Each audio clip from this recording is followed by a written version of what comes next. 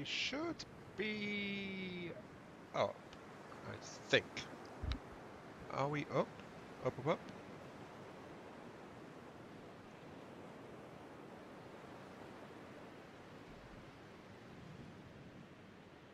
Yep, we are up, up, up, up, up. Okay, we are up. Right. Okay, that just leaves doing things. Everyone, the stream is now live. Okay, sorted. Right, everyone, the stream is now live. Dakkaventure is alive. It lives! Hooray, success. Oh, wait, my laptop is down. Okay, there's going to be a little bit of extra sound balancing I just need to do, so... That's because I'm dragging something else in here. Give me OC Remix, pretty please. There we go. And that's why there's no From the Depths sound going on, by the way. Because I'm currently on OC Remix trying to search for something.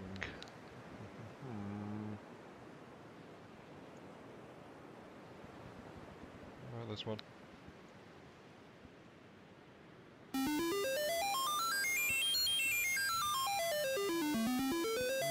No. Something better than that. Latest remixes. Okay. The cam is back. Yeah, sorry, Epic. I can turn the cam off again if you want in just a moment, as soon as I find something.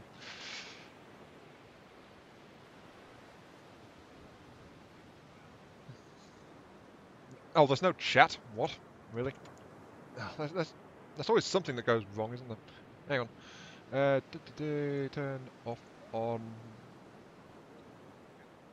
There we go. That should have fixed it, I think. Yeah. Welcome to the stream, Razul, Epic, Hayden. Hey, Hayden. Nice to see you. I saw you like an hour or so ago, but you know. Mr. Beep, and Lollard, and Epic.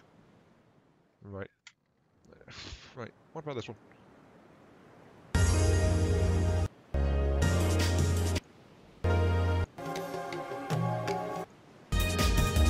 Okay, that one seems good. Right. Give me that on YouTube, please. Okay, now give me that on YouTube repeater. Right, also drop the volume because it's really loud. Right. Put it down, down, down, down, down, down.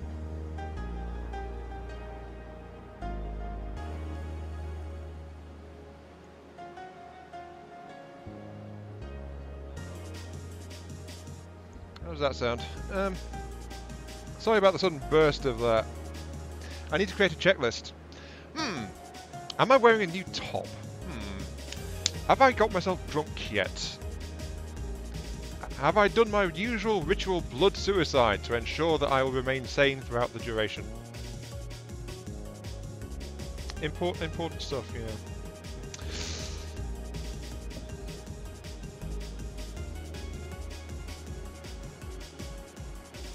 A little bit louder, I think, but that should be good. There we go. Right. That'll do. That should be just fine.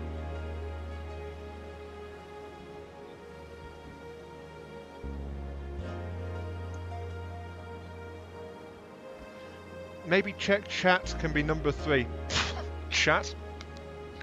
I don't care about chat. Why would I care about chat?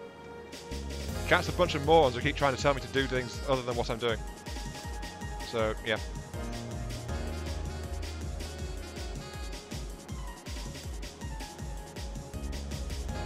Okay, yeah, bounce sounds fine. Okay, right. Anyway, welcome back to Dakkaventure. An odd Dakkaventure because let's keep your expectations reasonable. Yes, please. This is Dakkaventure, but we're not in the adventure mode, as you can tell by the fact I've got one of my fortresses out here. One of my little building fortresses. Just give me just a second. That's out of place. Hey. There we go. Yeah, which I've modified with fuel tanks, batteries and power to act like a substitute mothership. Basically, that's what this fortress is, a substitute mothership. Because I'm here to build drone craft, which needs to function with and without motherships, so as we do. I'm going to make it easy for myself, of course. Give me a new vehicle. Let's lock it in here. Caps lock on. Right. Let's get started. So, I am going to be rebuilding Bob. He shall be bigger, better, badder, and bobbier than ever before, because that is, of course, what we need to do. Which means I need to get a basic frame out. How big is reasonable for a drone? The problem is, we've got a bunch of requirements for this drone. Like, it's got to be able to function by itself, it's got to be able to fly and endure by itself, it's got to be able to catch up with its mothership, because the mothership's going to just wander off at breakneck speed and leave it behind more often than not. So it's got to be able to do something by itself. Length 21 meters. For now, let's set this drone at 25 meters long, and it is 17 meters across. Yeah, that seems alright, at least for now. Decent shape.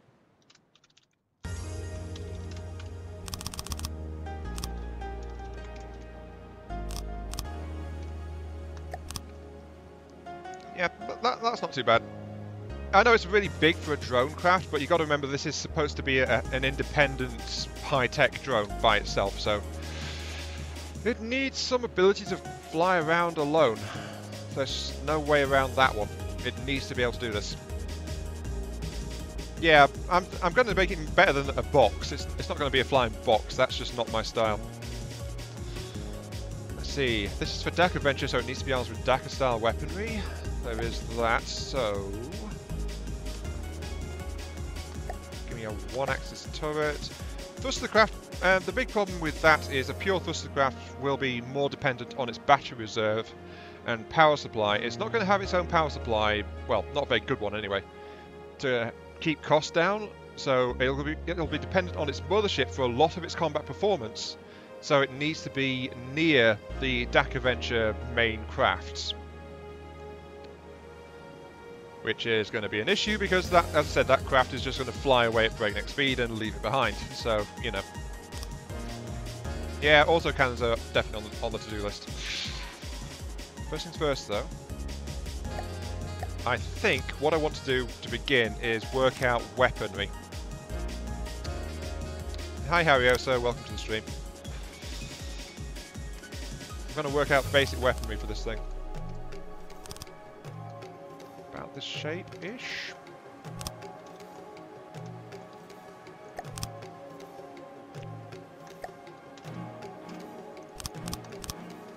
That's the shape I want. There we go. And it's going to be like 3 deep, so it's not going to be a massive weapon system. There's no way around that.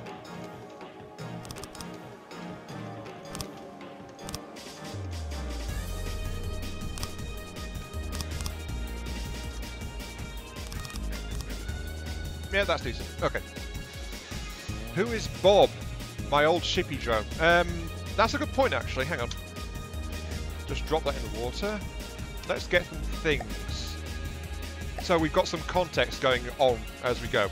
So, if I extend this up here, that should be high enough, I think. Give me a new... I require a dock station, which I'll put there. Right. We've got to have this for comparison after all, so let's just make sure we're a safe distance away. That's fine.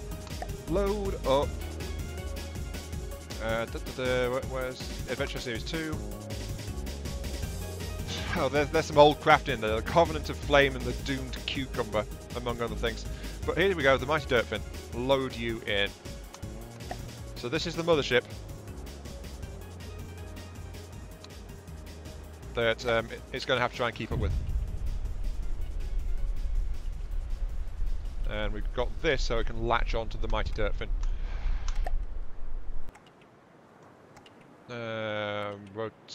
Give it an azimuth. Hold distance of 35? 45? How close is that? There we go, yep. So there it is, the Mighty Dirtfin in all its glory.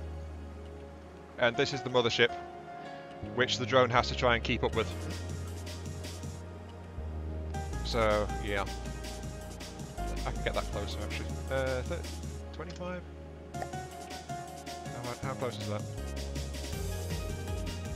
Yeah, that's not too bad.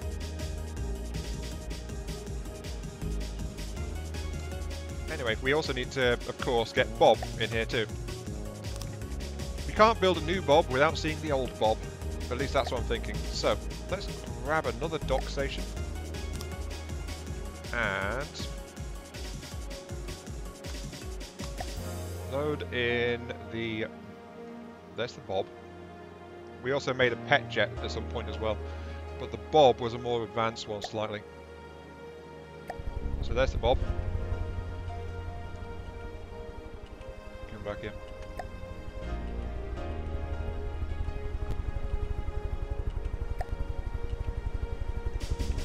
So yeah, there's the original Bob, right there.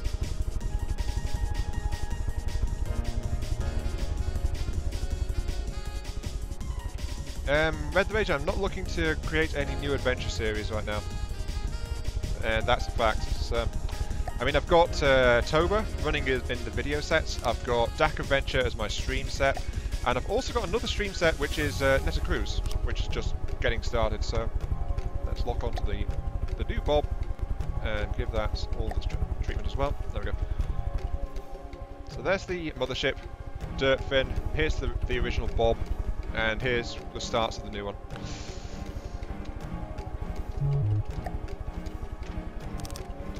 Maybe a 3 thick. Well, I'm making I'm making a drone which has got to be able to keep up and catch up with my main mothership over here. This is the old one. It got shot a lot and died. There was also a small combat craft as well. So yeah, there's that. But I'm working on the basis for a new one, which I was going to be independent enough and mobile enough to get around by itself, ideally.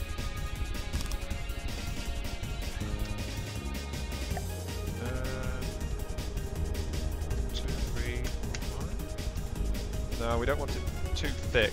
3, I think, is a good thickness for this weapon turret. So this is going to be the weapon turrets. Primary weapon of the new Bob, because, you know, of course. It needs to be, right. That's the front, so bring it up here. It's going to be, yeah. Grab the advanced cannons, lock it in there, give it a mantle, an AA mantle, so it can really track up or down. There's going to be a second turret underneath. That's the plan. Hiya British Knight, welcome to the stream. Anyway, Razzle, you said a warp dodgy drone, so I'm guessing you mean like the Wraith. The problem is those things are expensive. Really, really expensive, so not really worth it at this point. So that's going to be a barrel. Right. Of course, it needs to be a 6, and then we need to ramp it up. Let's make this a 100-meter autocannon, 100mm autocannon, which means now I need the gauging parts. Gauge, gauge, gauge.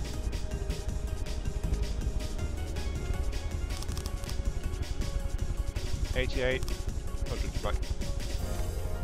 I need 5 gauge parts to do this. Oh, it's complicated. You can tell when he starts to have to click his fingers to think. Well, I'm glad that you have a way of noticing when I'm finding something a little bit complex and I have to think about it. I honestly didn't know I did that. Thanks.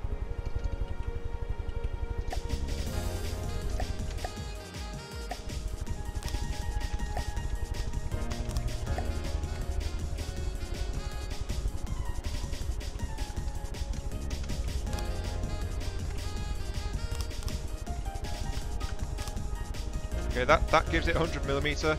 Now it just needs to be racked up for rapid fire, which means the rest of the gauges are going to be gauge coolers.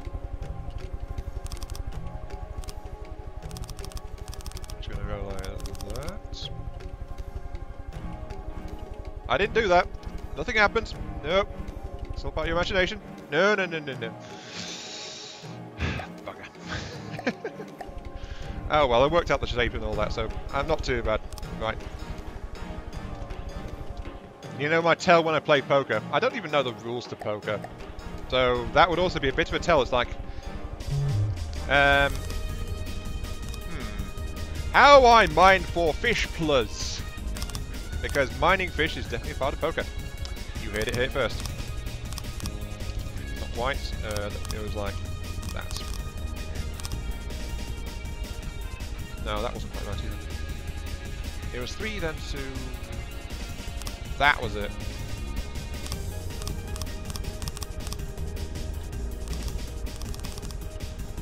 No, that's... Nope.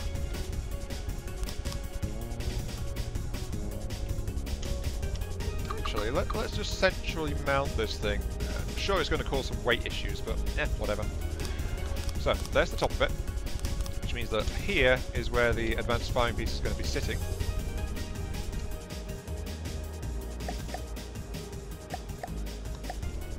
Right, so that's where it's going to spin around. That's where I want it to be. Give me a 2 meter AA mantle again, and of course the 4 meter barrel. Click. Desire gauge to 100 millimeters. 6 barrel. And we know from already what we've done that it requires 5 gauge increases to hit that size.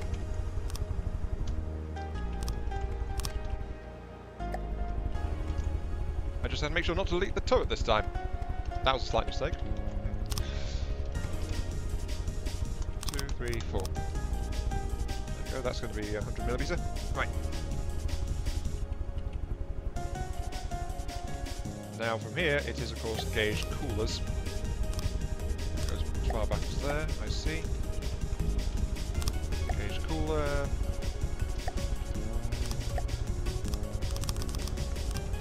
There's the turret piece. Don't delete that.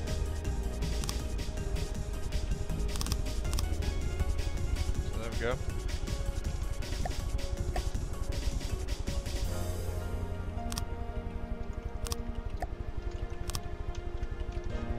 That's all connected. This part is not.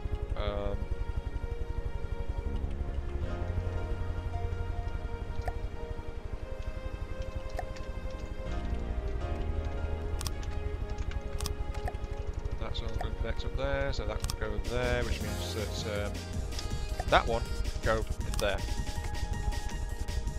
There we go.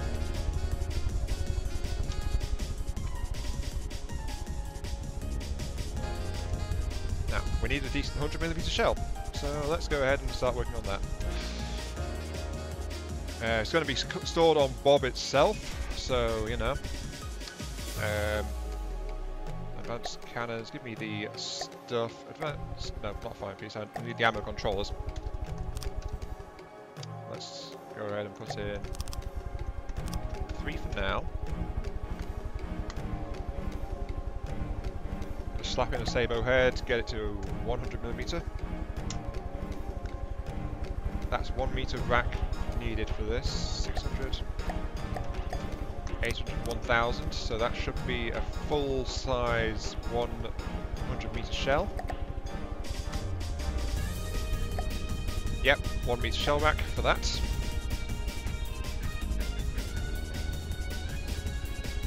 And by itself that does 21,500 recoil. Oh, it does 300 kinetic damage on impact though. That's because it's not got much else in it. Okay, I don't want this to be a pure Sabo shell though, I want this to be a universal style shell, so it's got to be able to do things. So, it needs to be able to do things.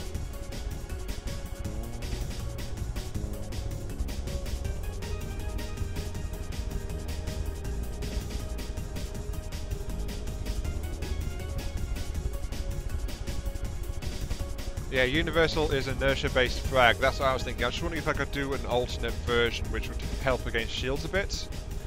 But it looks like if we're going to do a single universal shell, a frag shell is the main thing to do. So, unless I chamber it for multiple shell types, which wouldn't be hard to do actually. let's see. And yeah, there's Bob just waving around in the background. Right, so.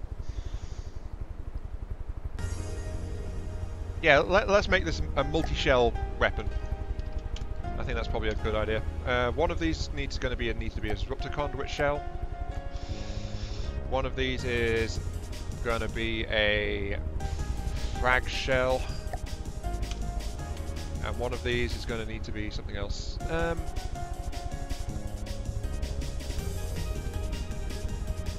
No.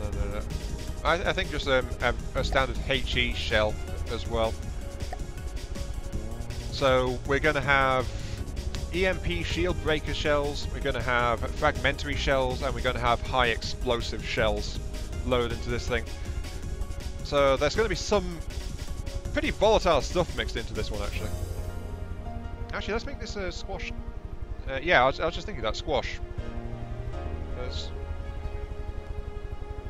Well, actually, which one's squash? Squash is able to get lowers AP, concentrates all explosives into a shockwave, increases it and destroys large chunks. That's not the one I was thinking of. I was thinking of shaped charge head. Okay, let's make a shaped charge head and a squash head. So, very high X weaponry, except for the EMP-based disruptor shell. Now, what's the velocity on the disruptor shell? 407. Right. 712.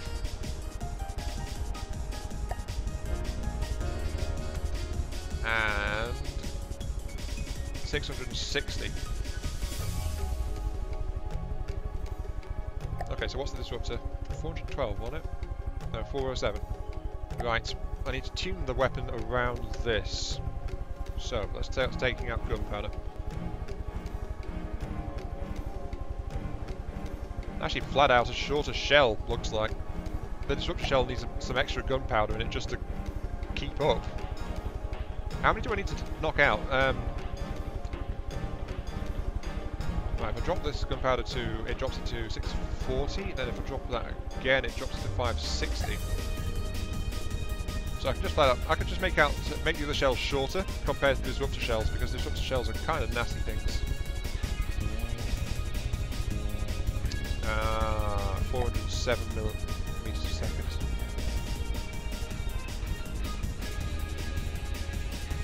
Still not there. No.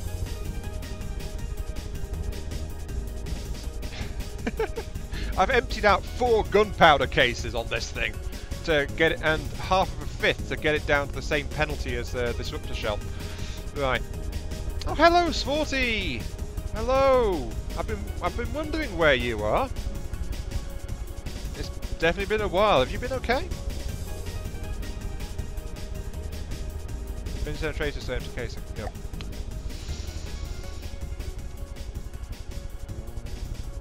Well, first off, let's actually work out our disruptor shell. Let's do that first, I think. Then we can tune the rest around it. EMP, EMP, EMP! Yes, indeed.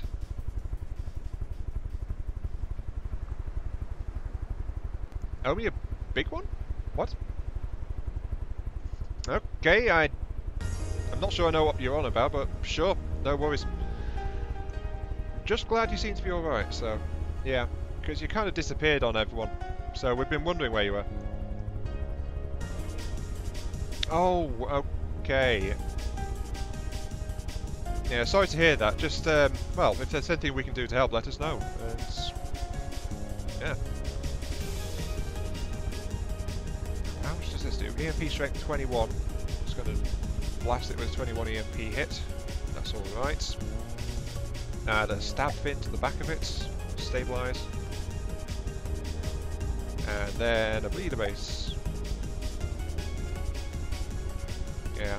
Just know that a bunch of us were actually missing your presence, Sporty, and wondering what was going on. So it wasn't just me. It was actually I think a whole bunch of us have been asking of late.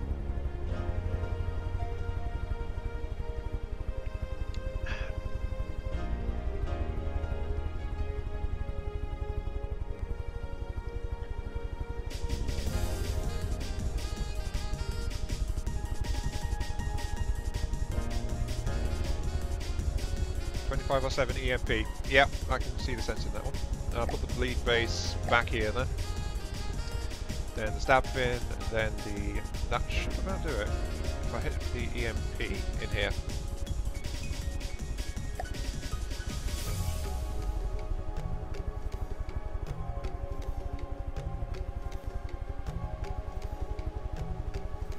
Yeah, it's okay, British. I get that. None of us knew. 25 EMP blast, that's fine. So, that treble gunpowder, that drops it down to a 204mm shell. I think I want to put in another gunpowder casing just to get it back up. 224. Cooldown 4.2. 20 meters per second, 3.6 second cooldown. Okay. Yeah, I know, Razzle. 25 is a nice round number for a disruptor. But that's going to be the disruptor shell. With a fin for great added accuracy. Stabilizer, bleed base.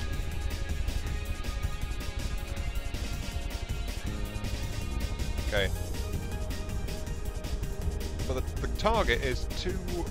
Let's actually take a little gunpowder out and drop it to 200 meters per second.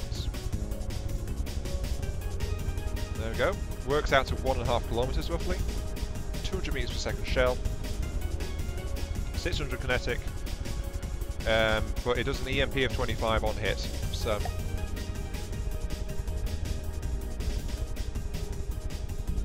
IO work on that campaign as well, actually. The Voidborn faction is not come together yet.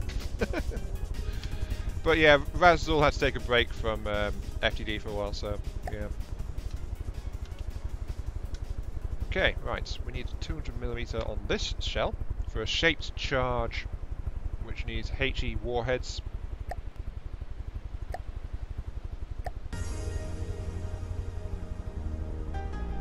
Let's make this a tandem charge, I suppose.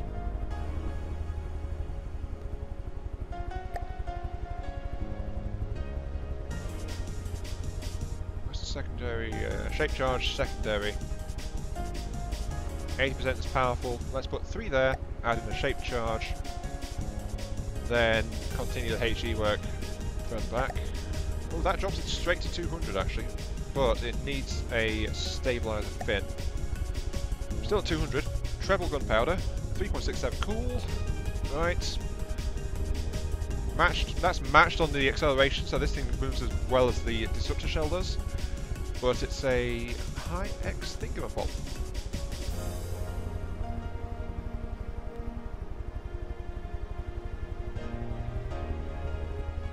Yeah, that happens to me whenever I do a big build as well. Number of particles for the heat blast after each chunk of armor. Right. Heat penetration metric. 94 and the armor class is 4, then the penetration to the 2 meters of that armor. Actually, maybe just a single. Take out the secondary warhead. It's not a very big shell after all. So take that out. That gives it a 14, which will knock through a couple of meters of metal armor, actually, with 5 particles on a blast. Doesn't do that much damage, but it should be alright. So that's the second shell. Like that. And then the squash head, which is gonna cause massive blast damage if it can get away with it, is this one. 260, 195. Oh no, I can't get away with that, so it's gonna have to be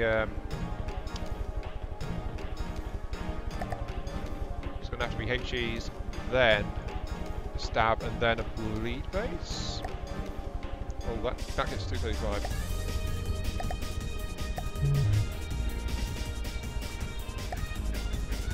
That gets to 157. It needs the third casing, unfortunately.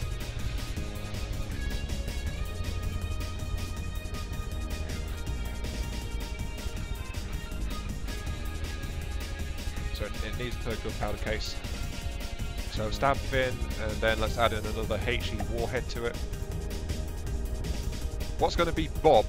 Well, Bob was an old drone way back in Dakkaventure. Hey, Shortest Viking, welcome to the stream. Yeah, that was the old mini fighter slash scout thing that was moving around with me. It got blown up and then we just left it. But now I'm actually rebuilding a proper drone which will be bigger, better, badder and bobbier than the original Bob. So, enough said. So, squash, lots of HE. The problem is that this cell is not quite fast enough. That's actually an issue. Not quite fast enough, are you? So you need that fourth case. You're just being difficult. Jeez. Actually, a bleed base should do it here. 235, and then I just tone back the gunpowder a little bit. Okay, that's dropped to 200. Cools down slightly faster than the others because it doesn't use as much gunpowder. But now we have 3 separate shells rigged up, which are going to be useful in this weapon. They're all 100 milliliters. However, this thing needs ammo capacity more than it needs rapid fire. So that's something else to consider.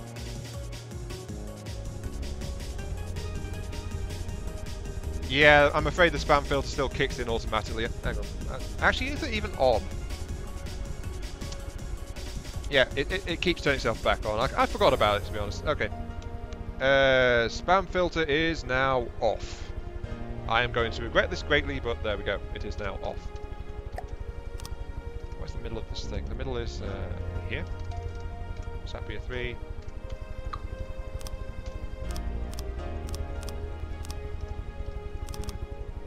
Actually, I've not done this properly, have I? That's 3. That's 2, 2, 3, 3. Yeah, I've not built this quite as long as I've meant to. Oh no, it's going to get even more cooling. What a shame.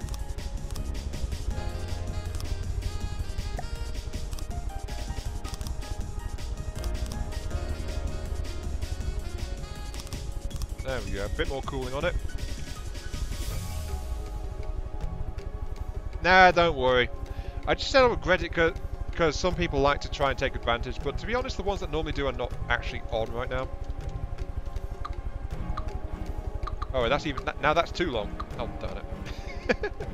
I can't win, can I? 2, 1, 2, and then it's that, so... yeah, it's meant to be there. Oh, yeah. There we go.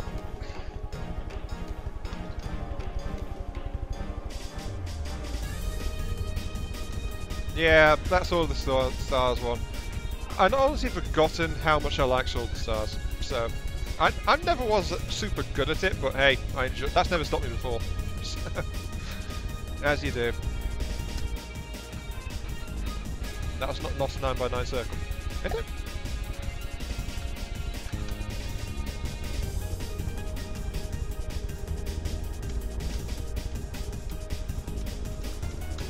Yes, it is actually, Viking. It is. That is a 9 diameter circle. An actual deaded blade. Yeah, that's the original Bob Sporty. And that is what I'm designing the replacement for. Yeah, this is the original Bob. It's supposed to be just a little companion craft that was floating around it. It wasn't very good. It couldn't even fly straight for the most part. But it was called Bob, and it was Bob. So, enough said. It was even built just on blades, so that it didn't need any kind of power reserve or anything from me. And then some inconsiderate buggers shot it, so that was the end of that. But the thing is, the main craft has gotten a lot faster since then. So, the new Bob has to be able to try and keep up with that thing there. And that's a tall order.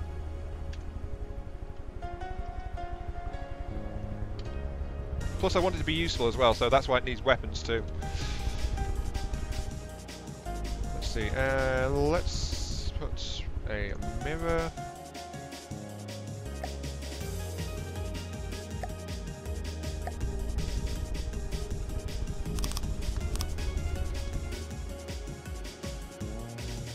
Don't really want to use belt beds, to be quite honest.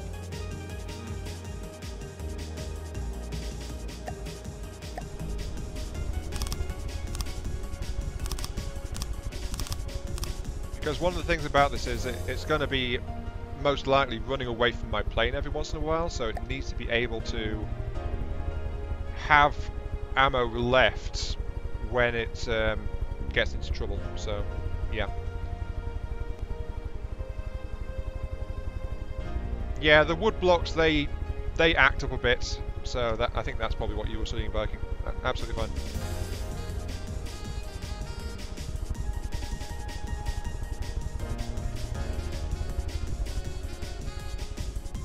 So yeah, the Bob itself is going to have limited ammo reserves. I'm not in adventure mode actually, I'm in the vehicle designer. So it's just that this is for Dakkaventure. So that's and it notes on the stream description itself that this is working on something for one of my adventures. I'm just not actually in adventure mode, so.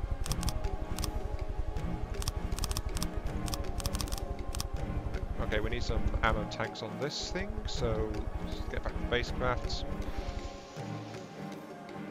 Ammo, resource, ammo storage. It's going to be dependent on the mothership for a lot of this stuff.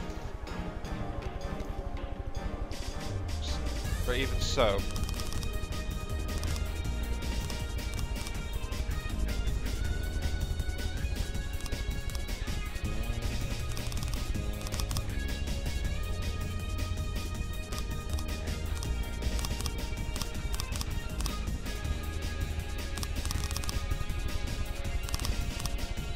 that should be fine like that.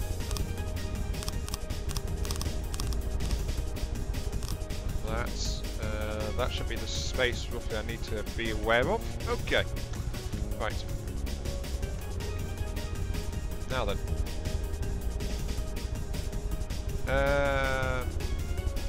Hi Ruivlol, welcome to the stream.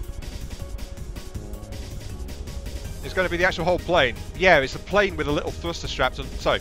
The entire plane is a turret with a little thruster strapped to it. Yeah, totally. Yeah, somehow I doubt that's going to be too effective, though, to be quite honest.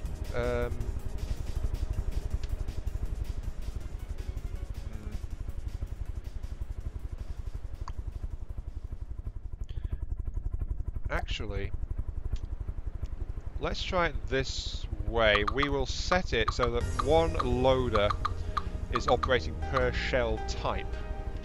Sounds good, I think. So you assign all unassigns to that one.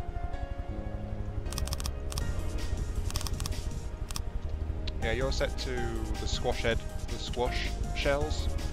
Now you guys are set to the disruptor shells. And then you guys are set to the shaped charge shells. So there we go.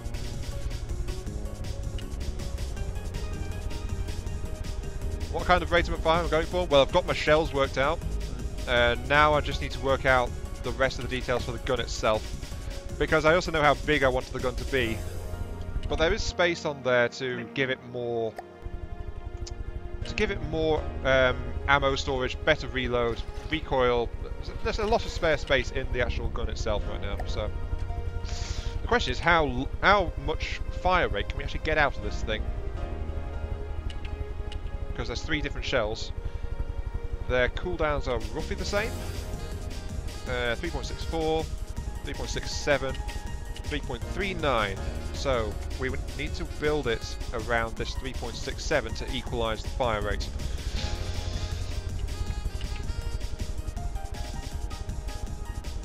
Yes, those are belt fed, Sporty. Okay, I'm hearing clicks. Right, something is almost loaded. Let's see. 20, 20, 20. You are switching to mode. And the other 2 are all ready to go. Okay, right. Let's get this thing and see what it does. Okay.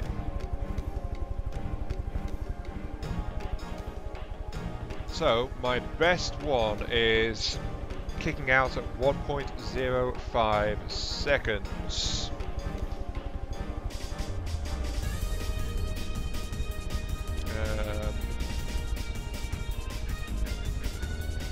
1.05.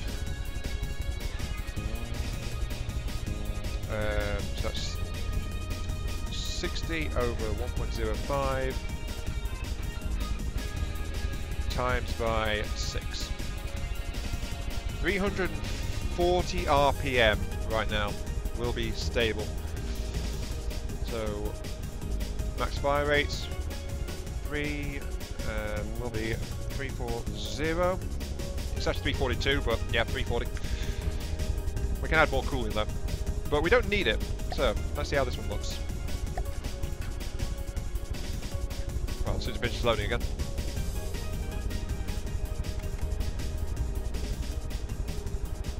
Someday you might let me look at your cannon design. How so? Okay, it needs more belts. It needs more loading on that. Because there is a slight discrepancy between the shells.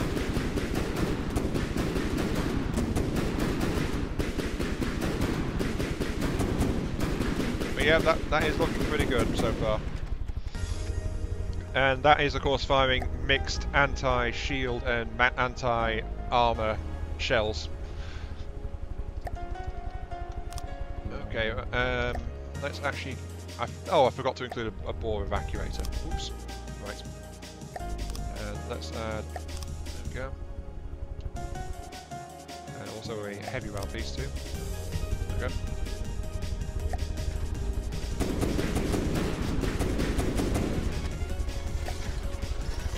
Best one is actually now 0.95. I can't believe I forgot the bore evacuator. 1.95 equals a 378.9 RPM rounds per minute. Okay. So that can increase from 340 to quite reasonably to 375. Though again, we don't have the loaders to keep up with that, so.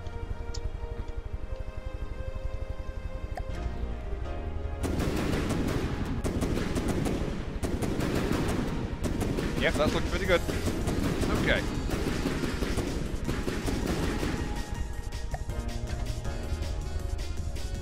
Don't worry, Razul, I am aware, but I am using that purely for the visual look of the barrel itself.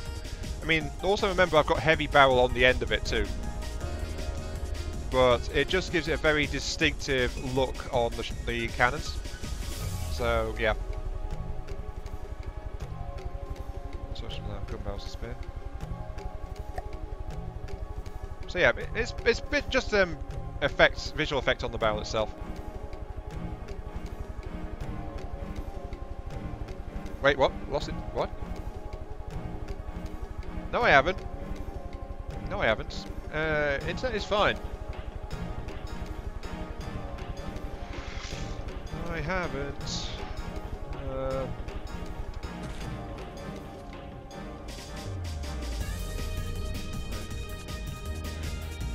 Why am I in the water? Yeah, but painting is not as quite the same as it's not quite the same as actually having some differing diameters and thicknesses of barrels, you know?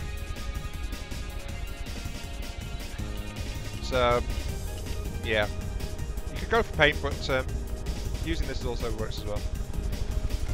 But what I need right now is to add some more ammo to this thing.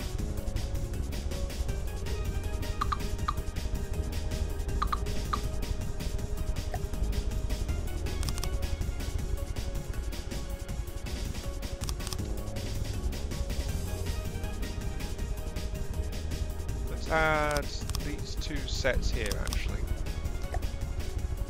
And then only 2 sets of ammo because they are slightly smaller.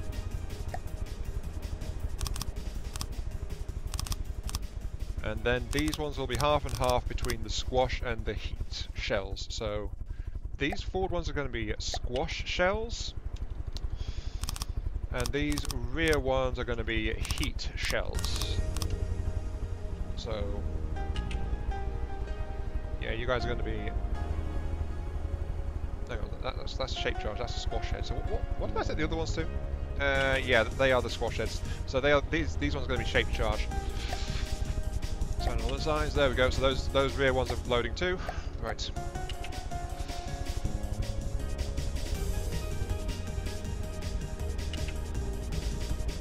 And now we just need to let this thing load back up again. Of course, one of the drawbacks of this thing is it doesn't actually have any recoil absorption right now, which is actually going to help on a drone. It's going to rock the drone around, make it harder to predict it.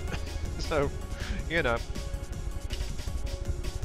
Bob's going to be hit pretty fireable when hit, only if it touches off the ammunition, which is actually quite likely. So, yeah, it's probably going to be pretty fireable when it gets hit.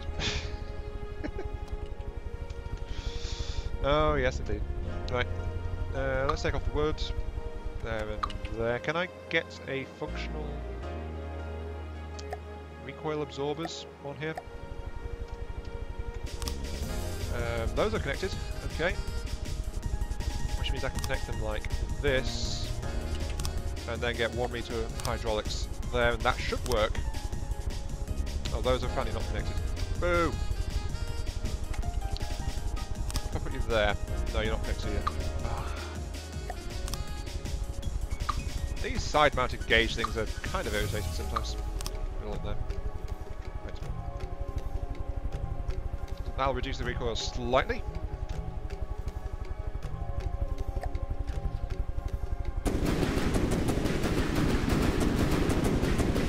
Yep, that's pretty decent.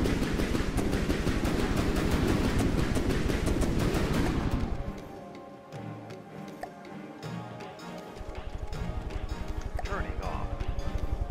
Nope, no, stop, stop, stop! No, bloody hell. And once again, the dirt bin tries to commit seppuku. Oi. Oh well. I forgot that the dirt bin was there for a moment, so it just started to shoot at the marauder. Oh well. Right. Ow!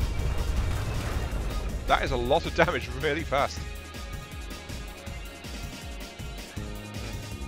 Okay, let's lock onto this then, and fire again.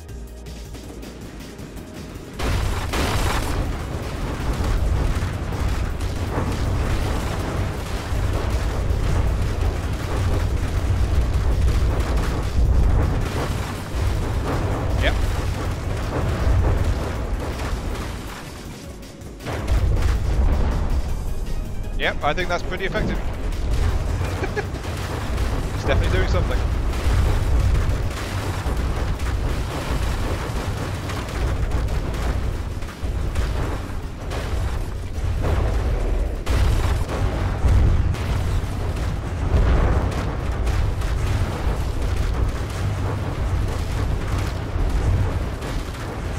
Okay, enjoy having dinner then, Davidoff. See you later.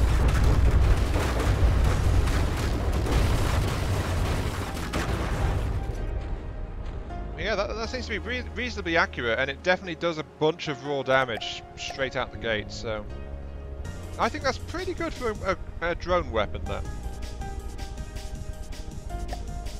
I'm happy with that. That should be quite nice.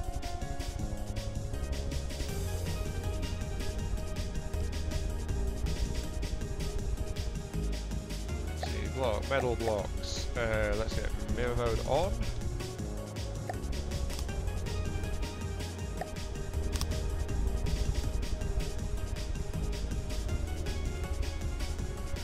Now try against the bulwark, something with armor shields. Good idea.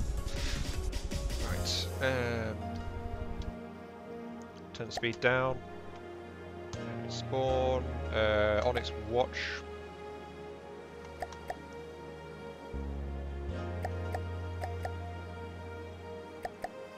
Bulwark.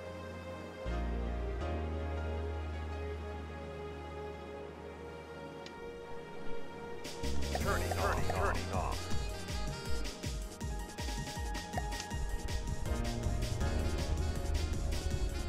There we go.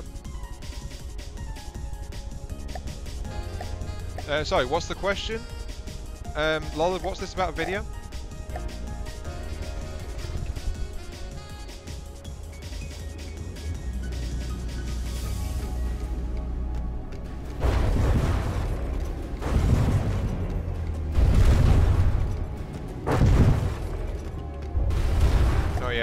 the cannons were partially reloading, so slow it down a bit. Right, give my weapon time to reload itself, because it kind of needs it. Right.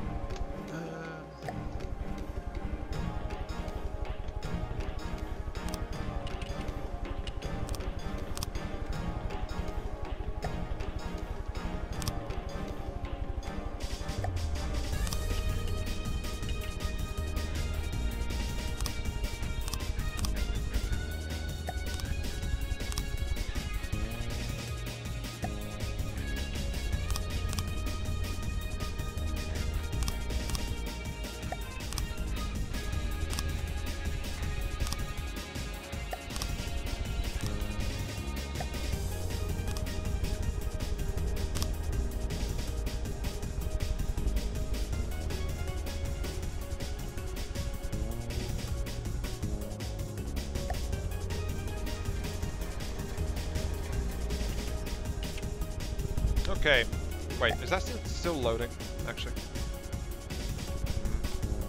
That's part of the problem with having so many different bits and bobs. Okay, this one is loaded, loaded, loaded, loaded, loaded, loaded, loaded. Okay, it seems to be fully loaded and ready to go.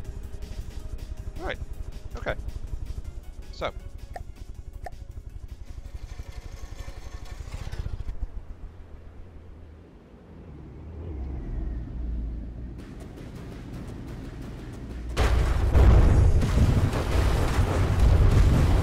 Inflicting steady damage.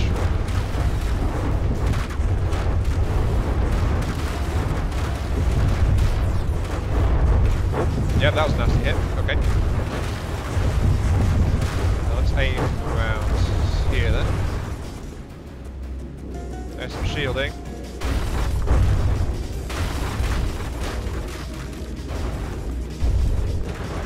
Now, roughly a quarter of these shells should be anti-shield weapons.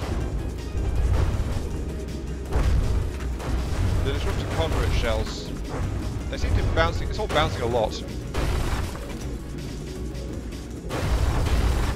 Oh, the shells are getting through though. The other thing, I'm not seeing the disruptor conduit shells do much of anything.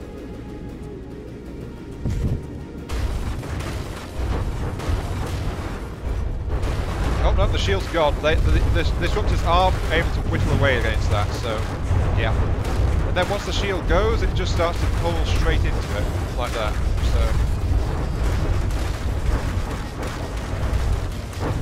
yeah, I think this is a decent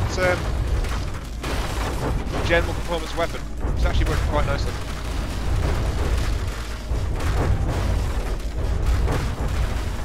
It's not going to do massive amounts of damage to heavily armoured targets, but that's entirely fair, actually. After all, that's what things like this are supposed to do, isn't it? What's on weapon group 1?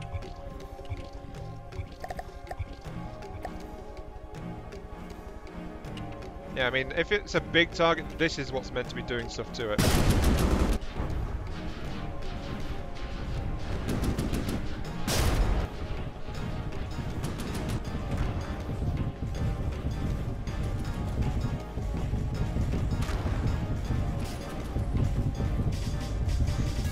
Yep, I think that's doing the job.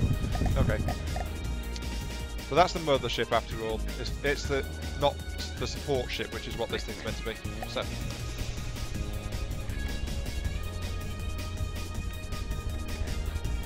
And to be honest, at that angle, my rapid fire weapons weren't actually able to point at it anyway, because the Dakkaventure craft is forward oriented for the most part.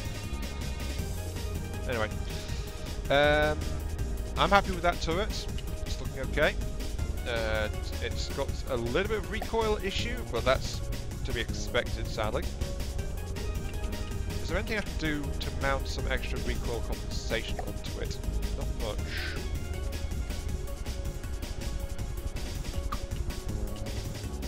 Let's see, I can mount some additional 2 meter absorbers, but I think that's about all I can do to make it more tolerant of recoil. Not much. There we go.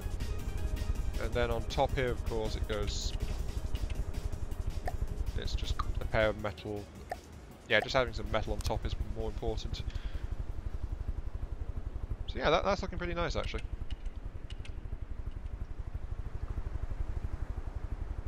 Right. Okay, let's get this turret saved and moved out. So save as turret of Bob. Right. Now then delete it.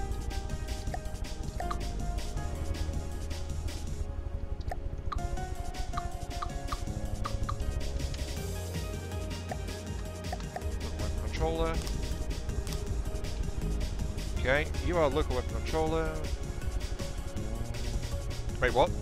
That's done making something that can't solo at all. Why even play the game? Oh, don't get me wrong. This weapon system can solo stuff. It's just not as good against compared to a massive warship. So, you know, it depends on how you look at it, basically. Anyway, load the sub-objects, bring up the turret of Bob, which will sit on top of the LWC. Flip it. There we go. And that's Bob's primary weaponry all set. Okay.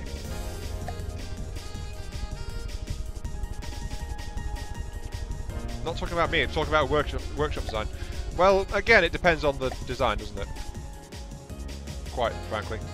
I would need a fail-safe on this. Max range, max. Yep, there we go. So that local weapon controller is going to control all of the things. Maximum range is, I think it's like 1,500 meters. So it's going to be relatively short range-ish. Let's double check on those shells actually. What's your max range?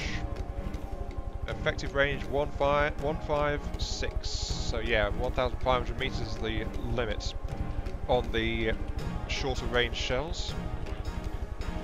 Interestingly enough, it's the squash head shell that can go further. Sure. Right. Actually, let's drop it down to about. Yeah, let's tune the weapon range and bring it down to 250. 250. Nice and reasonable. 250 meters excess. And it also brings it a bit closer, so the shots can be a little bit more accurate. So.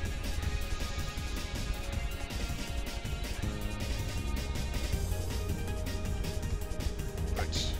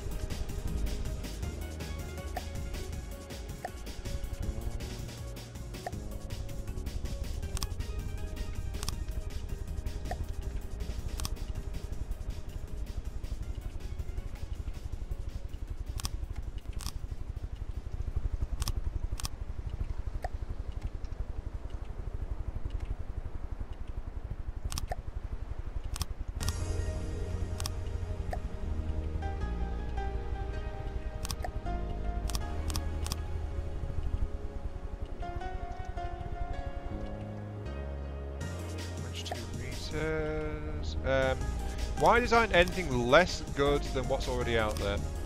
Well, I do it purely for the joy of design, basically. But that's just me. So you know, some people find that worth it, some people don't.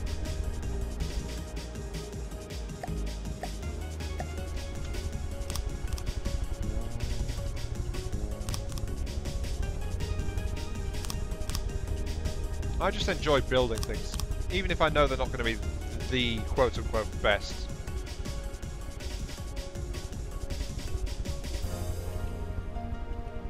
That's also subjective, yeah, that's a good point there, British, actually.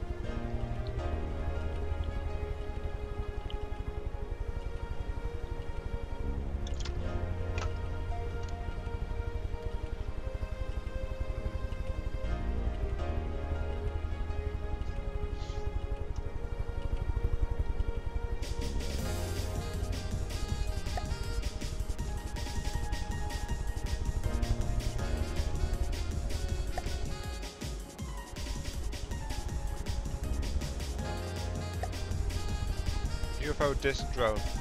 Kind of. More like I'm working on the housings for the primary weapon system at the moment, so that's something to be aware of.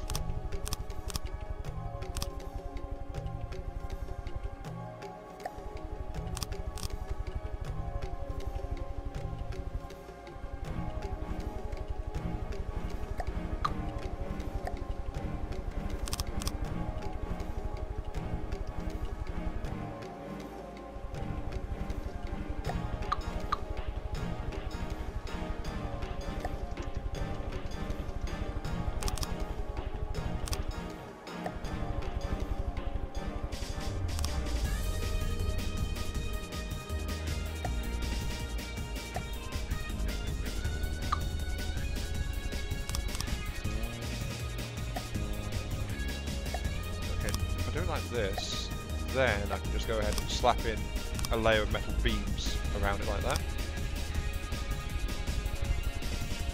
And then it should still be able to turn, in theory at least.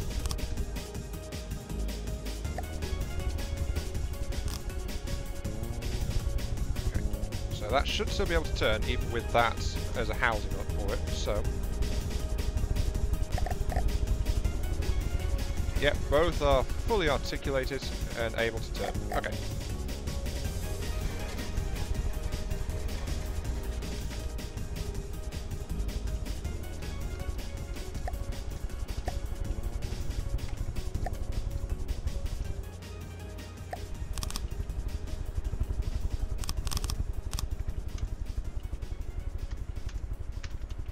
Right. Okay. There is, of course, the fact that this is the forward bulkhead in front of the weapon chamber. That also can't be helped too much. But there is a slight reason to try and make sure that the weapon systems don't go boom before I want them to go boom. So, you know. And they must also go boom in the correct way. As in, shoot the opponent, not hopelessly destroy yourselves. Boom. There are different flavours of boom. Let's just leave it at that.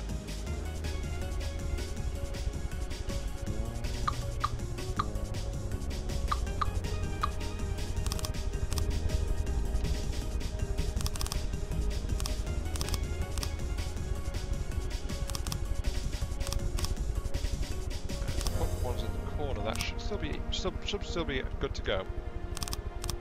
Put it in like that. This is the front of the turret, so put it in like that. Then I can put one in the middle. Bring it forward. That should still be good as the housing. Should still be fine. Yep, full articulation. There we go.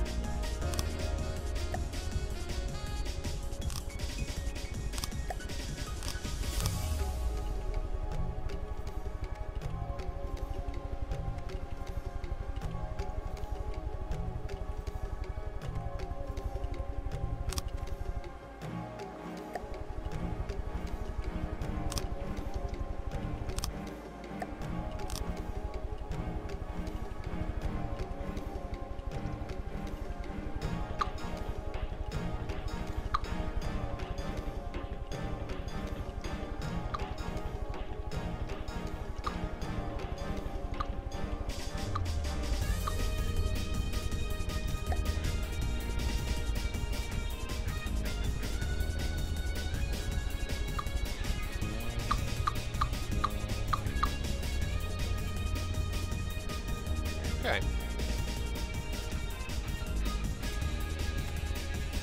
I have nothing... Yeah, that's right, British. I have nothing to learn from studying the designs of others. No, that is just stupid talk. You can't learn from studying what others do. Wow. No, I deleted that. Go. Stop doing... I hate it when it does this. Go away. Thank you. Stop it. Thank you. Right. Yeah, go ahead and try. That's one of the things I've noticed as well, actually. It's like people go, ooh, I can do all of this. My ship is like blah blah blah, and then it's like, but how much does it cost? And it's like, well, it's only like 1 million resources or something. So, yeah, right. So people do that, like, I don't know.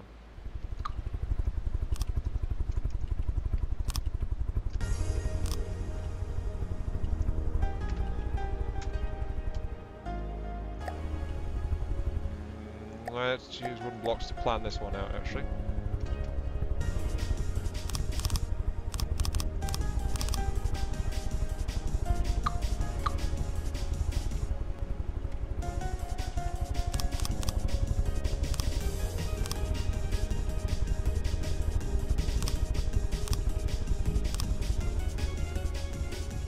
Maybe?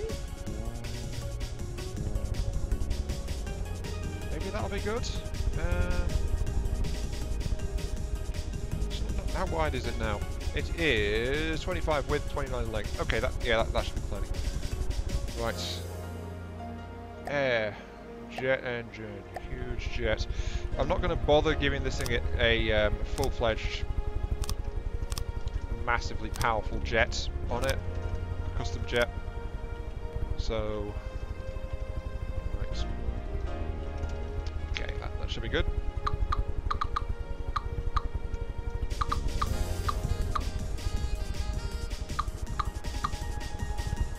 Okay.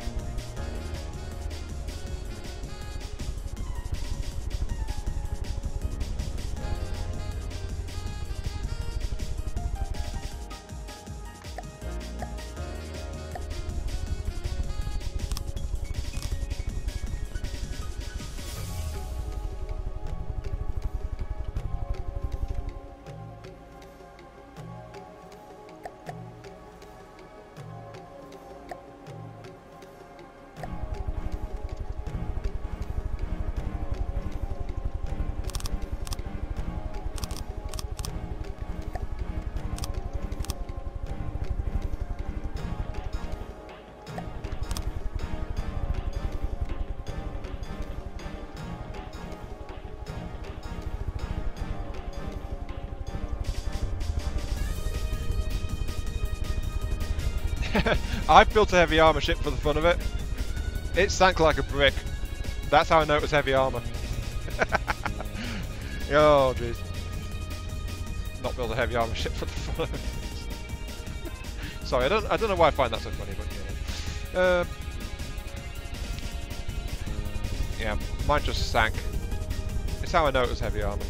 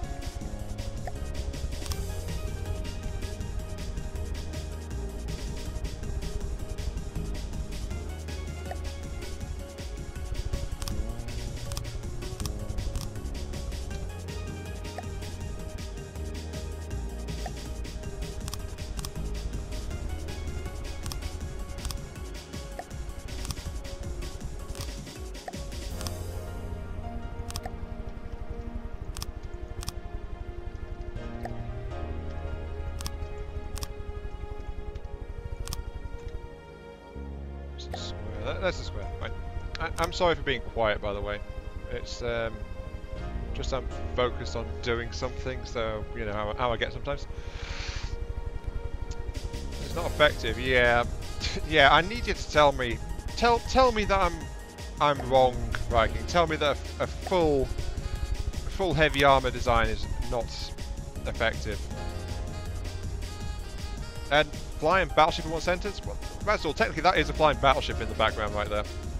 It's just not quite finished. So, you know. There you go. Flying a battleship in the same sentence.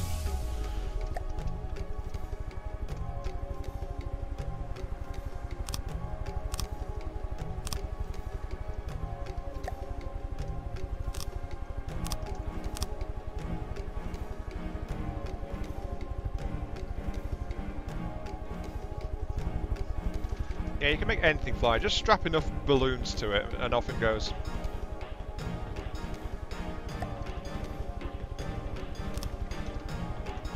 If I want to get some of this ammo out. Okay, goodbye ammo. Right.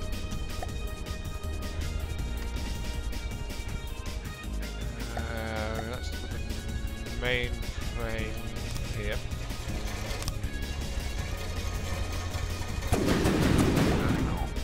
Yeah, stop that, please. Make a planet fly like that. Well, yeah. Again, strap enough balloons to it, and off it goes.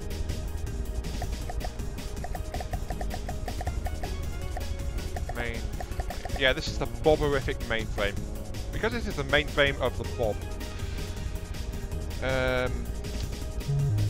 Still some stuff it needs though because of the design limitations and stuff, so tear that out. Resource, RTG, give me a 3x3, and this is going to be its localized power supply, a 3x3 RTG. So when it's away from the mothership, that is what it's going to use to try and keep itself going. A single 3x3 RTG. That means I also need to wire in a battery set for it. Which is part of the reason why the wings are hollow. You know, battery. Because I need storage space.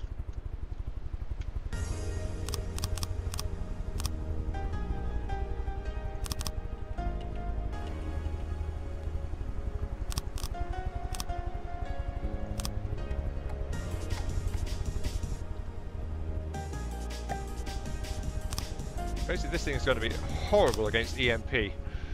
EMP is going to cause massive damage to it.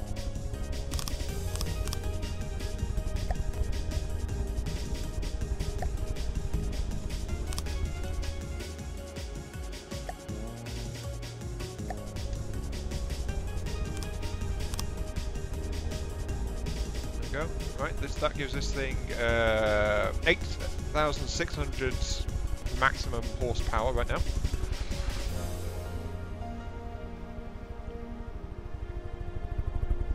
Has some mobility.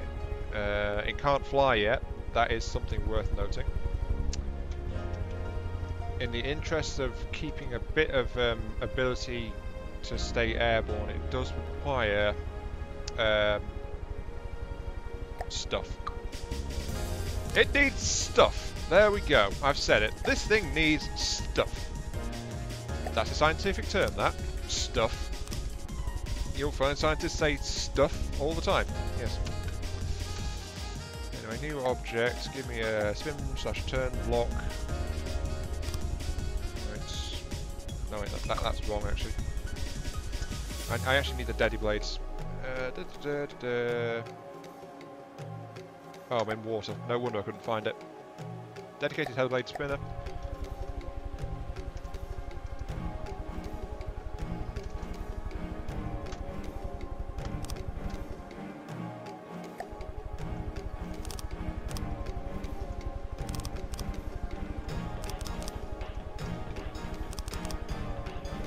Where's the weight? The weight is back here.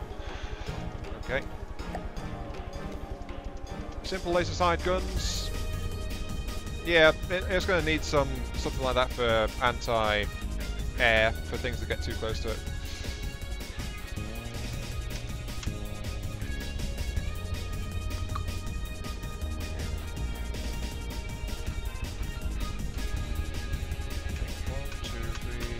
there.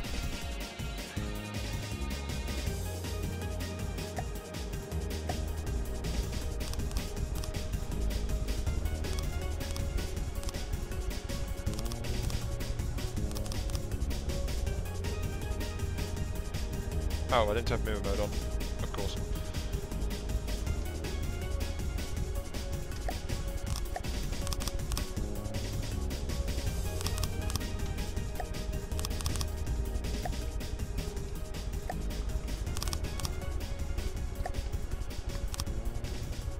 Okay, that's the battery link.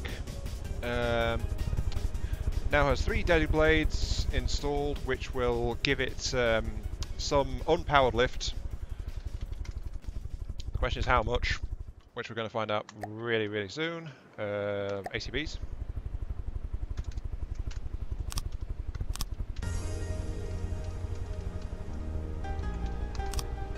Like that. Yep. Okay. I think I just heard something go boom. Oh, the bulwark has rolled over, so its engine's self-destructing. Okay, sure. That poor bulwark just capsized in the background. Right. Effect range, set them to 3 meters? Yeah, 3 meters. You guys all 3 meters. It's got a treble blade, which is the minimum for automated stabilization. Got to be aware that this craft is going to be off balance regardless, so these things are not going to function quite perfectly. But in theory, they should be able to keep it up without any kind of power if they can get enough lift out of them. So, right. How high do I want it to go? Lifting.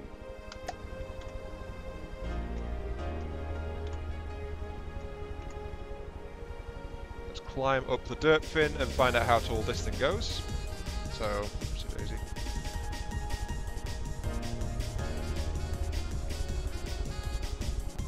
On top of the dinky cannons on the back. No, I haven't, British Knight. I actually rebuilt over that break, so the batteries are connected. Right. Okay, my altitude is 25 meters.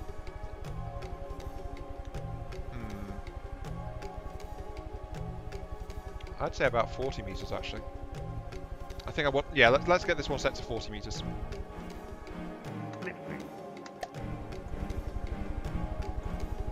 Because I'm trying to work it out around what my normal craft will be operating at, roughly. So 40 meters will put it above my craft when it's hovering low like this, but below my craft when my craft raises to 50 meters altitude. So yeah. So it's a nice happy medium there. Effect. If vehicle altitude is less than 40,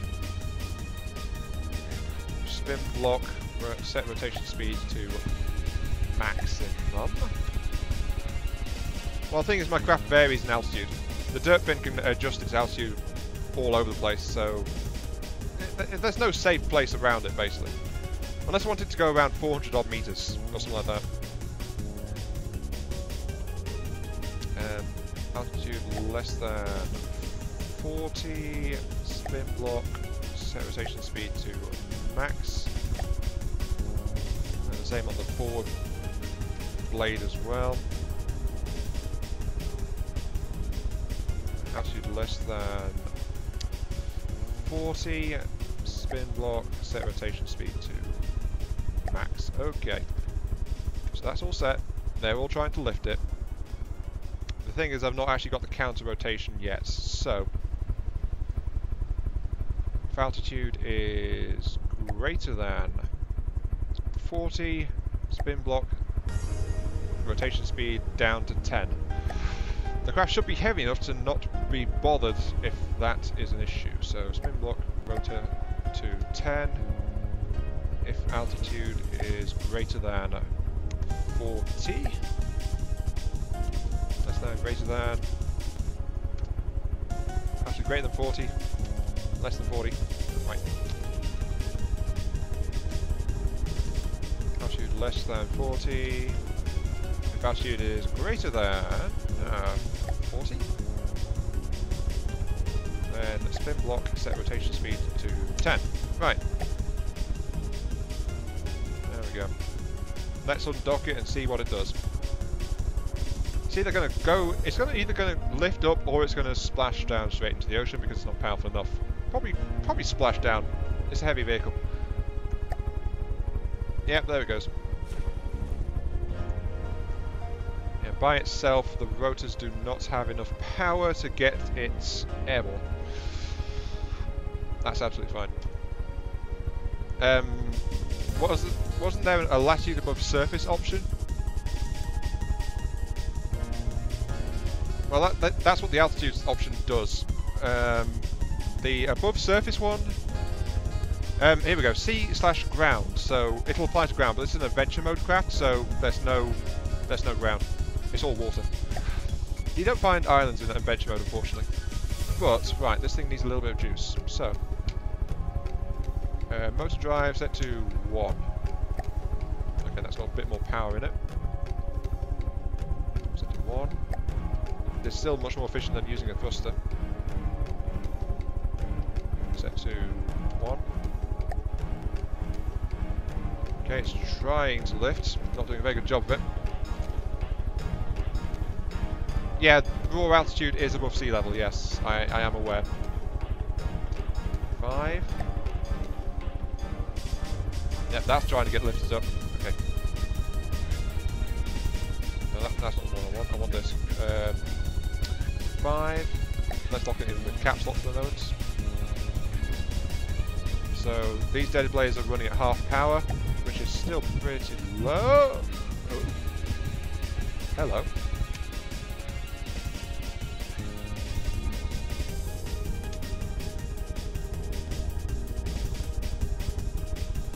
Yeah, it's I think I'll just crank the blades up to 10 and leave them at full throttle. The problem is, of course, part of it's not got stabilising, so...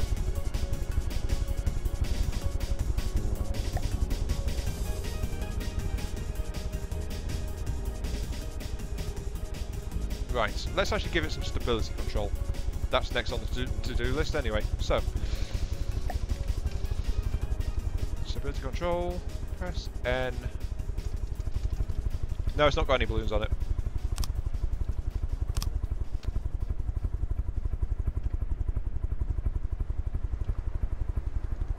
No, you're right hand side. Get it right, you idiots. Right, here we go. Left hand side set, right hand side set. Okay, let's get the PIDs involved. So control, PIDs.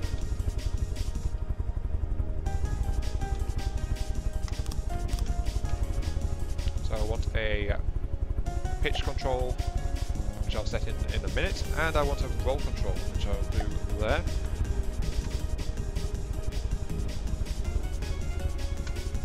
Yep, it's trying to control it, not enough. Okay.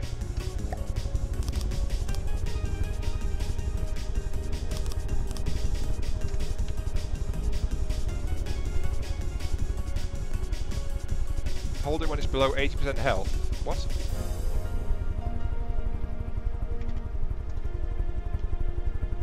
I'm sorry, I'm not losing the track of the... you said the lower left-hand side to the right-hand side?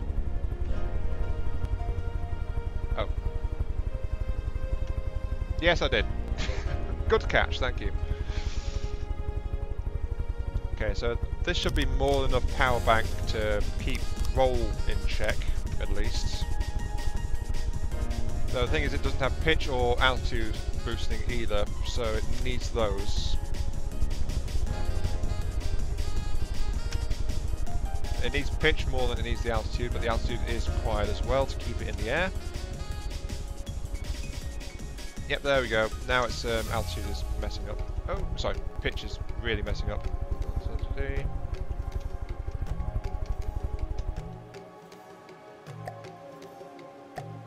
Let's get a huge flush jet, mount it there.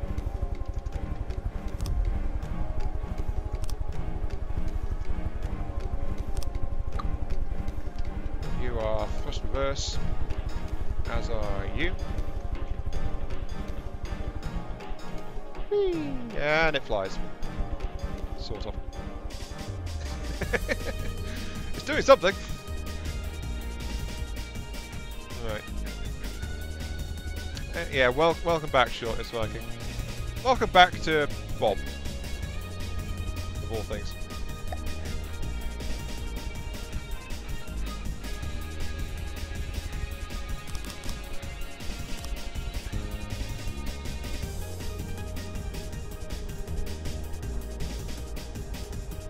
Yeah, that's actually working pretty well, actually.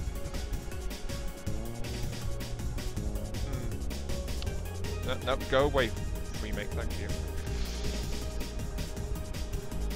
So yeah, we've got a Bob. Huzzah.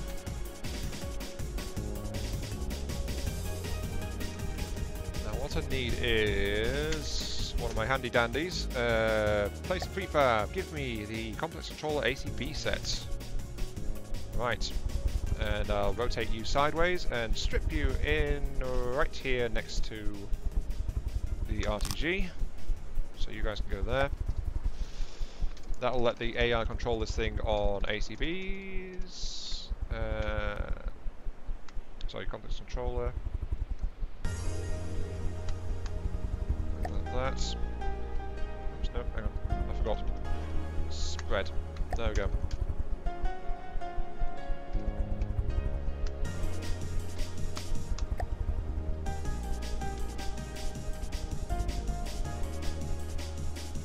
Yeah, what part of this is giving it some style as well, you know? I mean, right now it's got its primary weapon bay, it's got rear engines, it's got... Actually, most of this craft's lift is coming from the rotors, not the... It's not actually got any altitude set jets helping it. So its altitude is coming from the rotors and a little bit of assist from the pitch control jets. And that's what's keeping this thing in the air right now. And it's slowly wavering a little bit, but that's entirely okay. Where's its AI? Here's its AI core. AI, we need a card and slot, which we'll put in there. Yes. And you will have a naval AI configure in there. Disable your reverse mode. No depth requirement. Turning circle 0. Idle approach, set that to 100 meters. Don't put it in that, please. So this thing will fly around.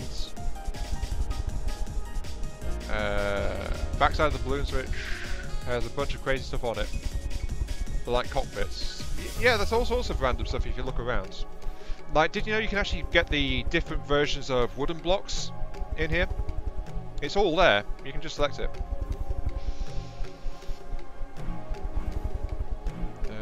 Enter broadside below 500 meters. Nominal broadside angle is 45. Lead broadside when above 600. So that means that needs to be 500 again. No. Oh, damn it. 600. Right. Why are you going like...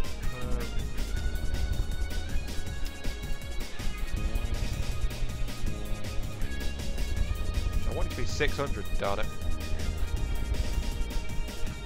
615, close enough. 500, nominal broadside angle 45. Broadside minimum range will be 300 meters. So it'll start waving around at 300 meters, trying to just make itself a big target, basically. Right. Now you require a bit more. You require cards and slots. You require a target prioritization AI and an aim point select because you've got some precision weaponry. There we go. That's looking alright, that so far.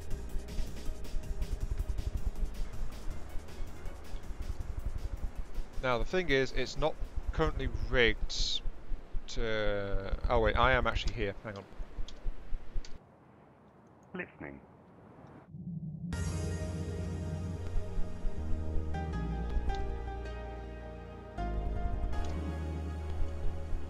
bobbier mainframe. Taking control.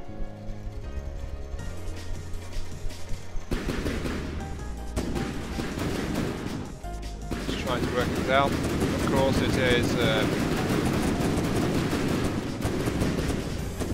It's a bit confused right now, but that's to be expected. And you need to have a wireless transmitter, so AI connectors. Move forward. Inter-vehicle transmitter is kind of rubbish, to be quite honest. And you also need a wireless for your local control too.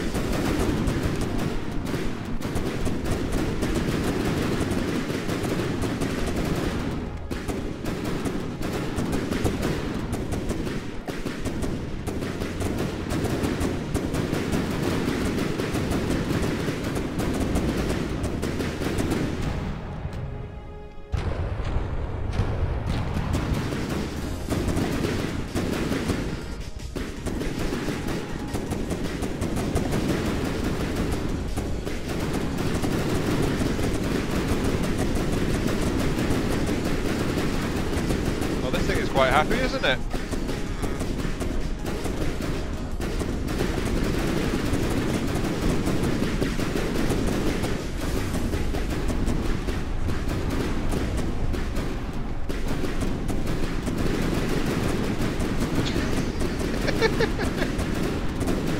Well, Bob lives apparently.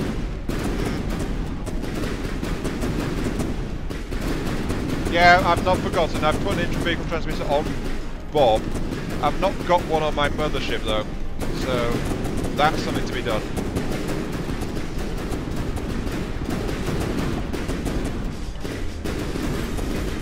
Okay, you also want to trigger that, so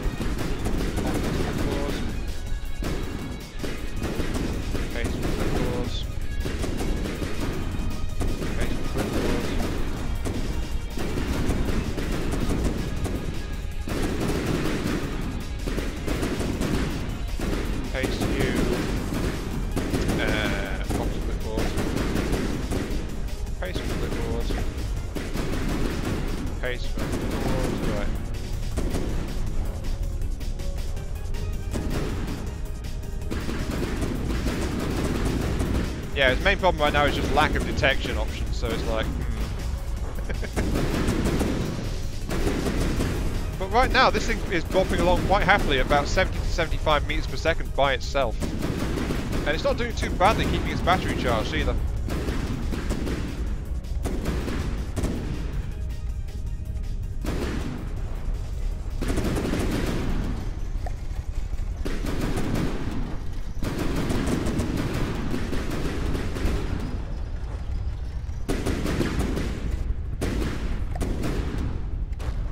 Now it's crashed into something.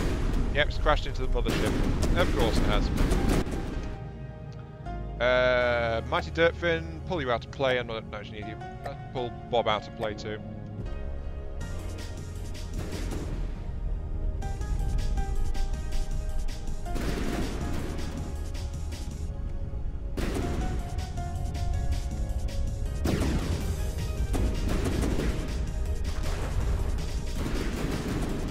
Yeah, don't worry, it's not finished.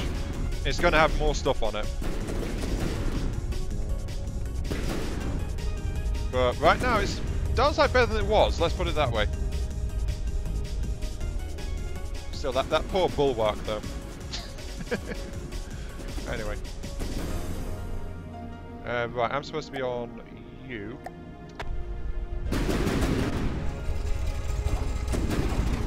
Right.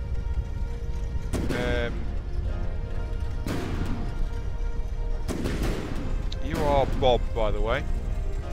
There we go.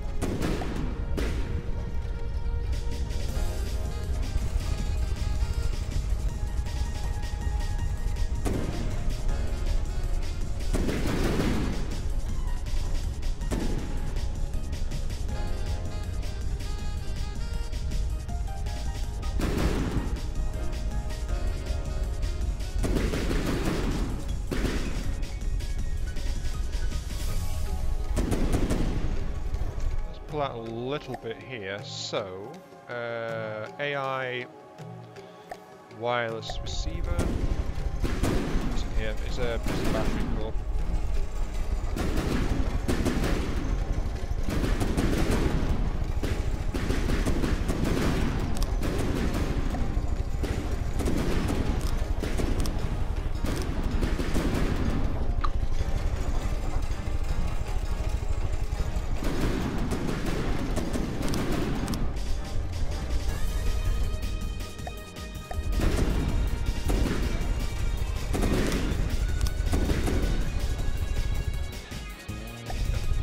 I'm putting in some general purpose PIDs, sorry, general purpose processing to help out with this a little bit, because the center core is right between the weapon turrets, so it's not really going to be able to do much with it. And then we're going to put in some detector gear, which is going to be a laser ranger and a gimbal track camera. There we go, yeah, it's done now, dished in the water. It was bound to do that sooner or later. So yeah, it needs better batteries.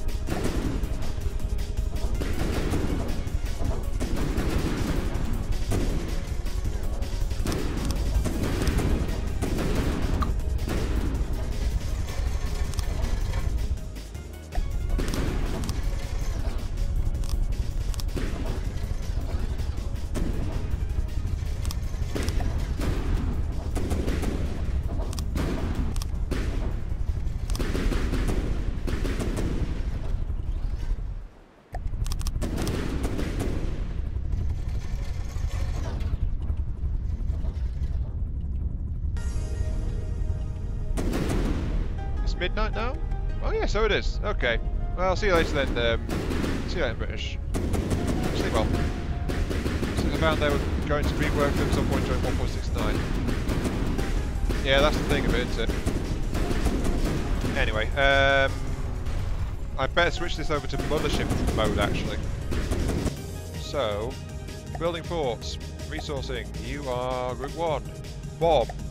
You are Group 1 and you are tasked with keeping your battery full, which means you'll be drawing straight from the resource fort to keep yourself going. Also, you're supposed to be getting your ammo reserves up too, so, right. There we go. Bob is now being fully resupplied.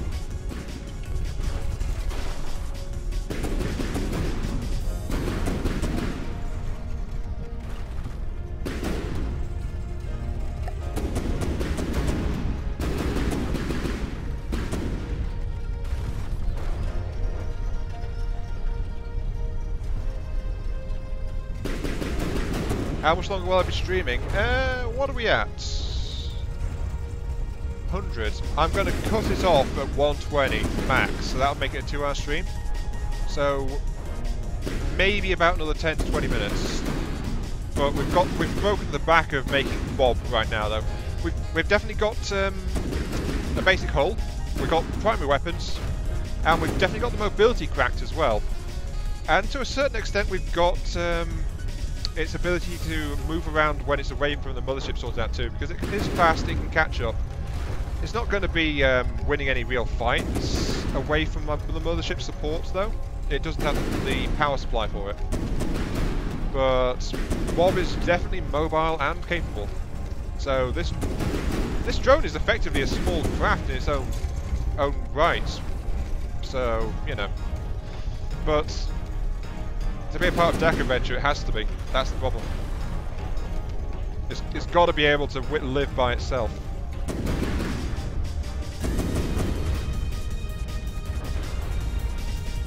Because if it can't survive by itself, it's just not going to be very good.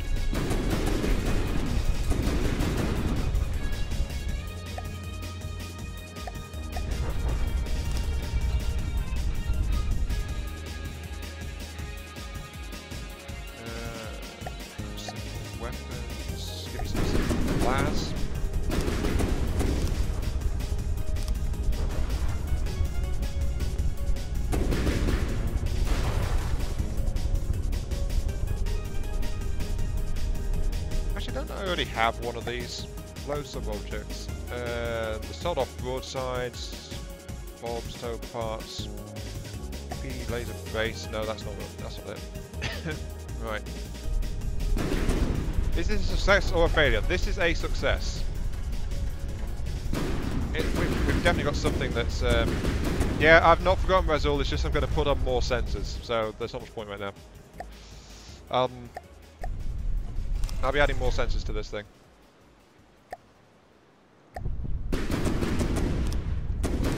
And there we go, there's its close range anti-stuff lasers. So that's going to help out. I just need to get the figures, so... See that they're connected to here. AI local weapon controls. Fail safes. Need to make sure the other one's set up as well. We've got the internal space to mount these things into position. Like that. And then we need the wireless connection to get them operational.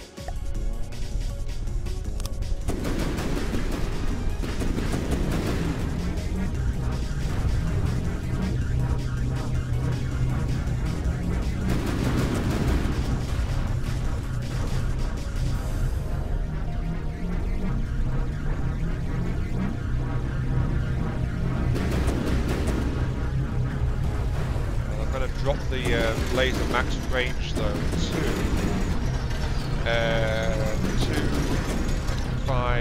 250, so that they'll only shoot when they've got a reasonable chance of hitting things. 250 meters on them,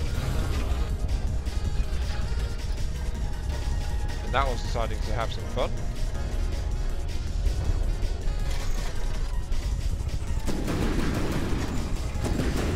Yeah, I need to tweak these a little bit, right. Add some extra constraints. I think max L is what needs to be changed. No wait, this is the side mount. What am I about?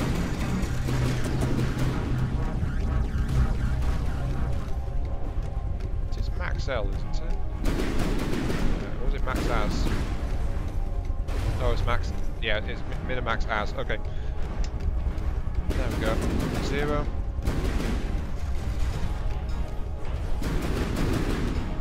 That needs to be 0 this one.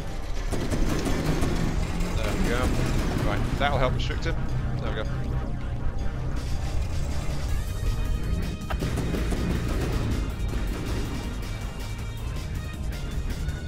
I am aware, Razul. I am aware.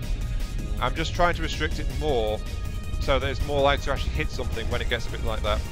However, there is the fact that this is not taking into effect how I've adjusted the AI, so...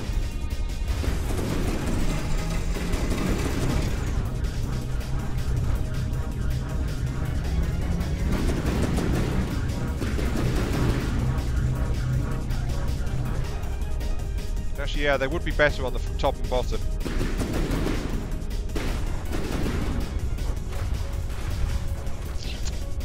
Okay, let's do two things then. I'm going to take you, set your max to 600 meters instead. So that'll help that. You've got the restrictions set properly. So, yeah, your max is going to be 602. 600, right. Why are you doing that? Yeah, you're not meant to angle that way, idiot. Right, anyway.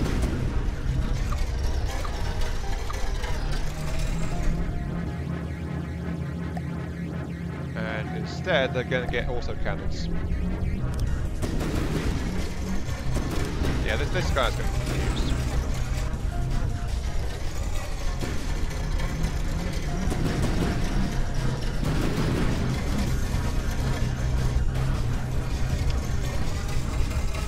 I love it when they do this. Okay.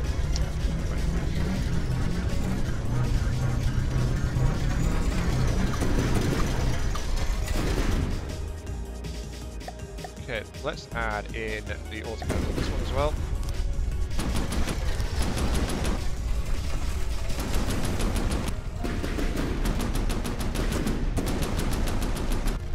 There we go.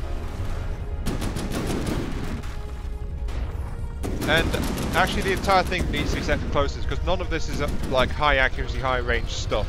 So the entire thing needs to be set to closest target. That was always going to be the thing. Set all to 0, and you like to go after close, whatever's closest, so whatever you best likely to hit. Really. Because you've got to remember that these, the dorsal and ventral mounted autocannons, they are actually... Yeah, these are dorsal and ventral autocannons, but they are rigged with AA mantles, so they can angle to wherever they are needed. Especially the dorsal mounted one, that can angle upwards to attack aircraft quite easily. So, yeah. Yeah, this guy is also struggling for ammo. So... Wait, is the mothership drained? Where's the weapon building for?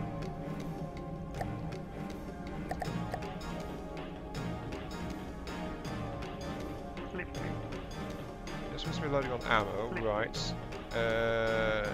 Are you out of ammo? Really? Huh. Okay. No, I wanted to go onto the building fort. This one. Oh, I never actually rigged you for ammo. That's why. Okay, resources.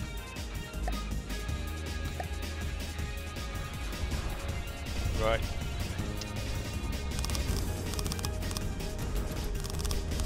No wonder it's not been able to draw any ammo, because it's rigged for fuel and electric charge. It's not rigged to give it any kind of ammo reserve. Huh. And I thought I had this thing set up before I did the stream. There we go. Right, now I can supply ammo reserves to the crafts. Though, because of this, we know that the craft can maintain limited fire without ammo once it's preserved and dry. But now, when it's close to the mothership, it gets more Dakka. And where are the lasers at? Give me a second.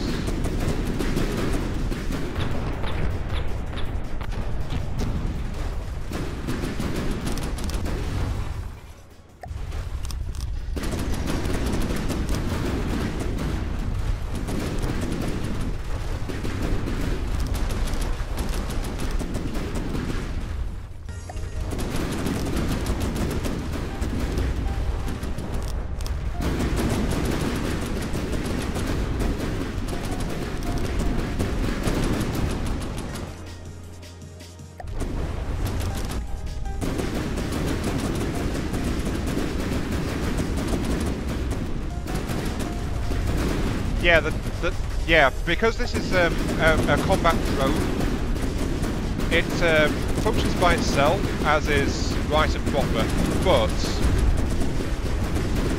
it gets much more Dakkerific. Like, it has much more Dakka if it's near its mothership, because this mothership will supply a lot more ammo. So, yeah, ammo, power. The dirt bin will supply, the bob will receive it, and get more powerful as a result. So, yeah.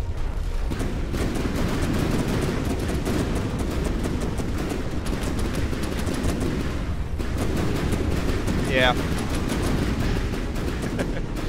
To be fair, this is meant to be able to catch up with the mothership if the mothership runs away. But it's not meant to fight alone, so, you know. That's another reason why this is meant to be more of a carrier-style ship.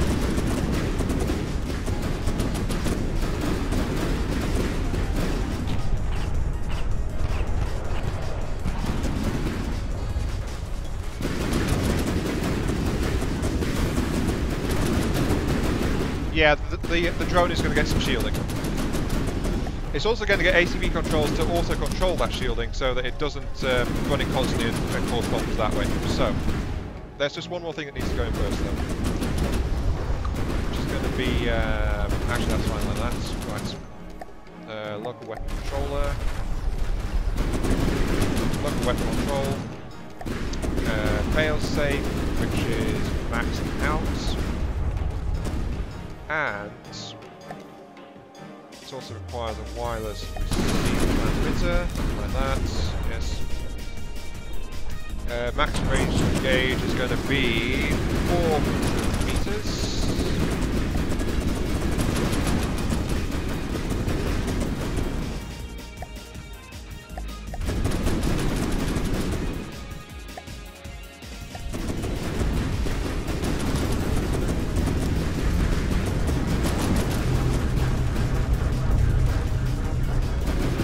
That right there is the problem with some of this stuff.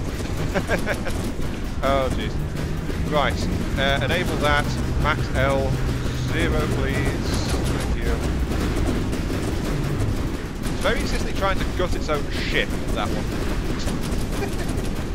Oh well, nothing's perfect. Just trying to work things out though.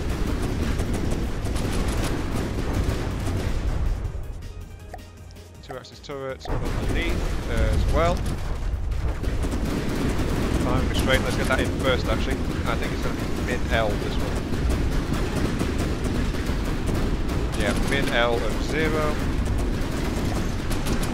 And then you require, again, the lasers.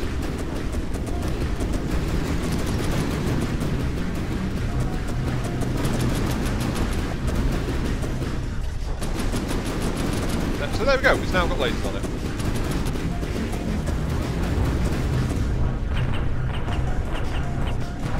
This thing is just flying around savaging that bulwark basically.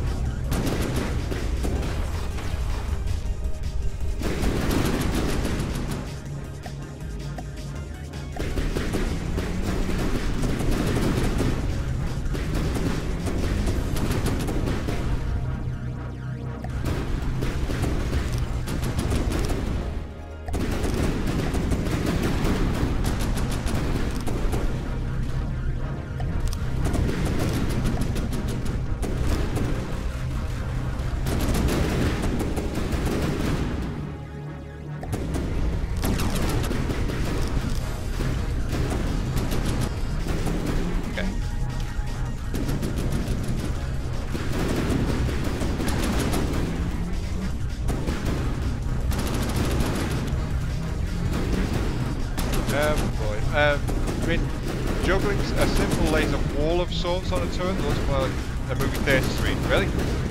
Well, that's when simple lasers get overpowered though, if you've got a lot of them. If you don't have many, they are okay. It's when you have massive numbers, that's when they get to be seriously overpowered.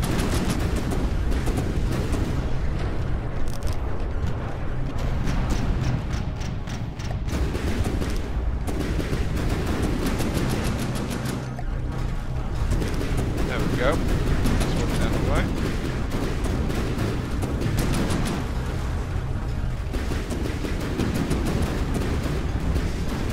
I think that's enough combat contesting them at the moment, so I'm going to destroy enemy vehicles. There we go, that'll bring it to a halt. Right. Yeah, it depends on how much you think is too much, quite honestly.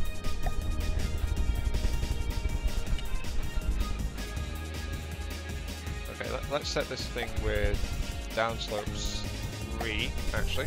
So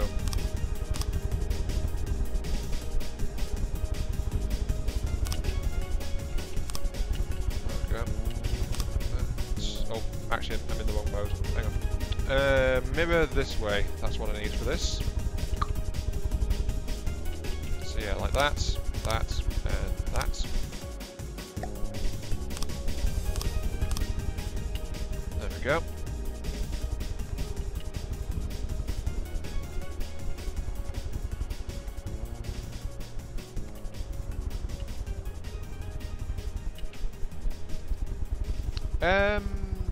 Yeah, that's about the thing of it, Razul. It's about time to set in some ACB banks to help control this thing.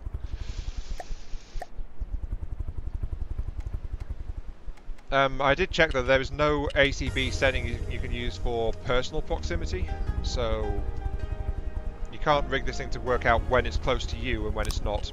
Not with ACBs.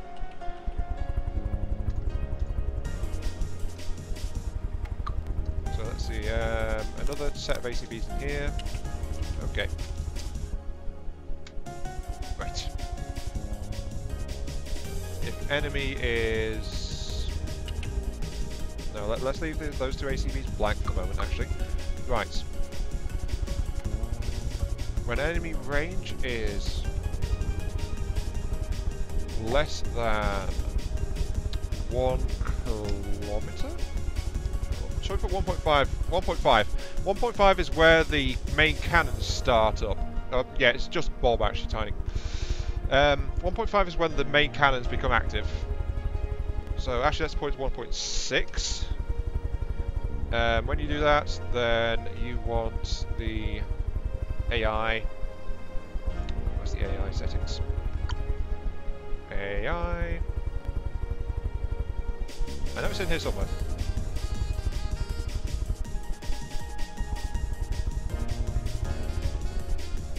Oh, here we go. AI mainframe. Yep. Switch it to combat mode within 1.6 kilometers. If the enemy is greater than 1.6 or there's no enemies, then set the AI mainframes to fleet movement mode, so it'll recall and go back to where it's meant to try to be. It's already started to fly off, so don't know where it's going, but it's trying to go somewhere. Where are you even going? Oh well.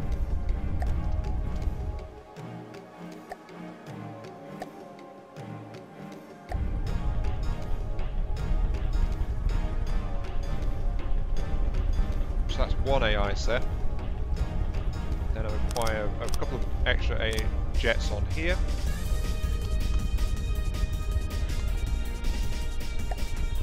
Which I'm setting up like that.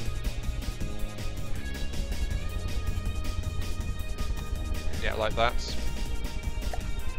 So these things will also assist in the turning force as well.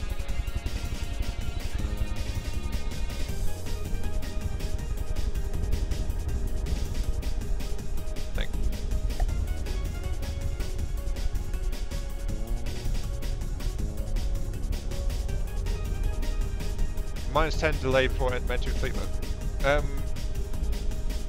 What's Tiny? What are you saying about? Okay, yeah, that makes sense though, Russell. Yeah, add a delay to it. Right. Sets fleet modes. Add a delay of 10 seconds, so it remains trying to work out what the hell it's doing. So, yep, there we go. Thing is, this thing loves to fly around by itself.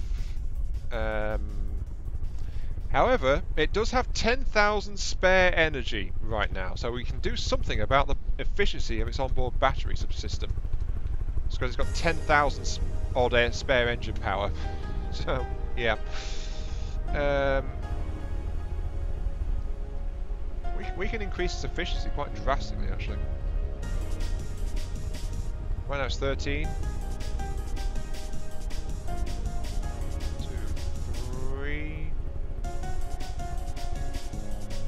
Yeah, let's give it that. So it's got a couple of thousand spare, but that means it's running at 130% power efficiency. That should help a lot keeping this thing charged, actually.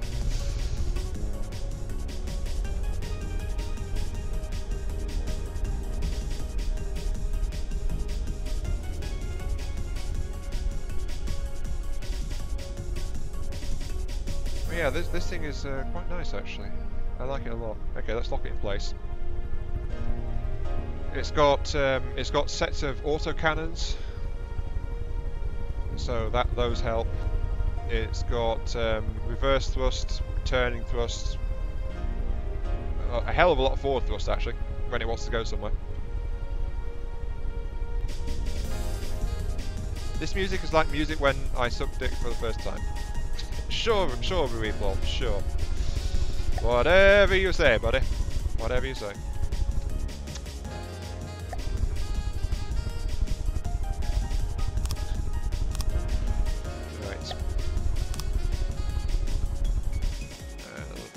Wedge on here, another wedge there.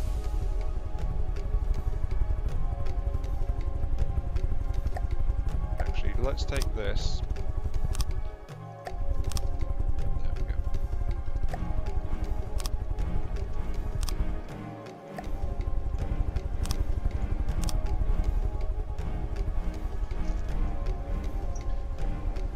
Now then, something we need though is the shielding.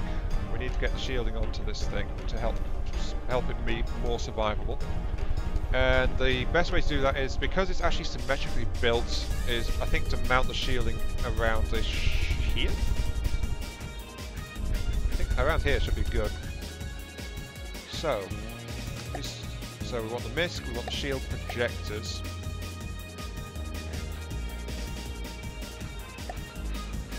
Right now we've got about 4,000.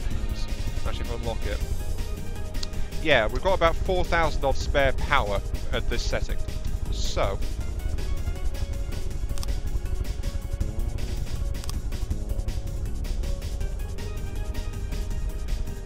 actually, how long is that? 1, 2, 3, 4, 5, 6, 7, 8, 9, 10, 11, 12.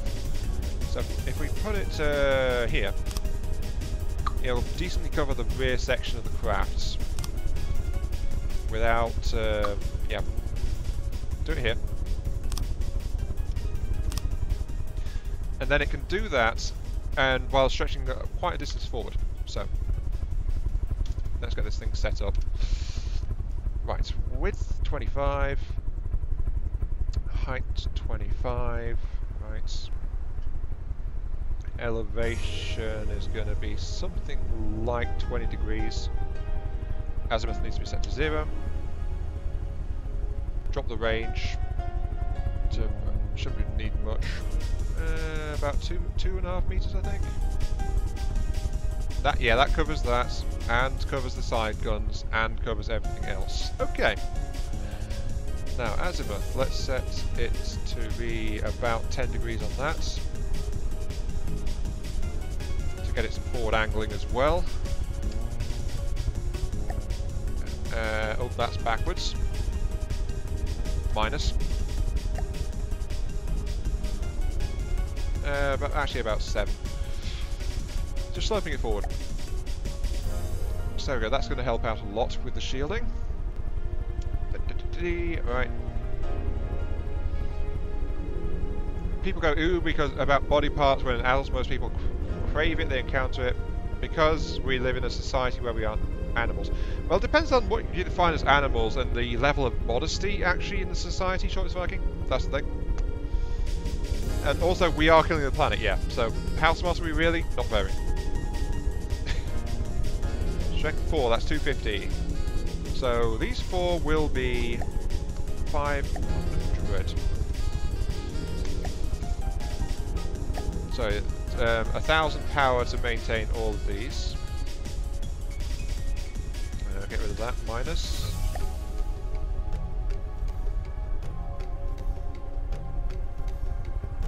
And these ones are configured the opposite way, so paste that. That's actually alright, that one. This one needs the negative taken out, that one is fine. So there we go, we've got a bunch of shielding on there.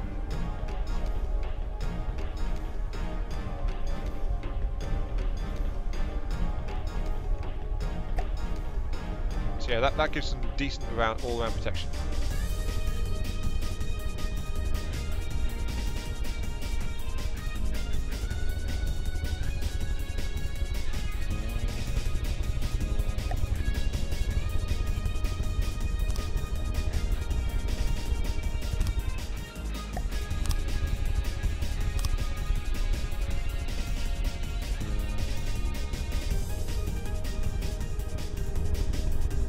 Well, the thing is, we've got to watch out a little bit, Viking, because every species lost is one that we can't replace.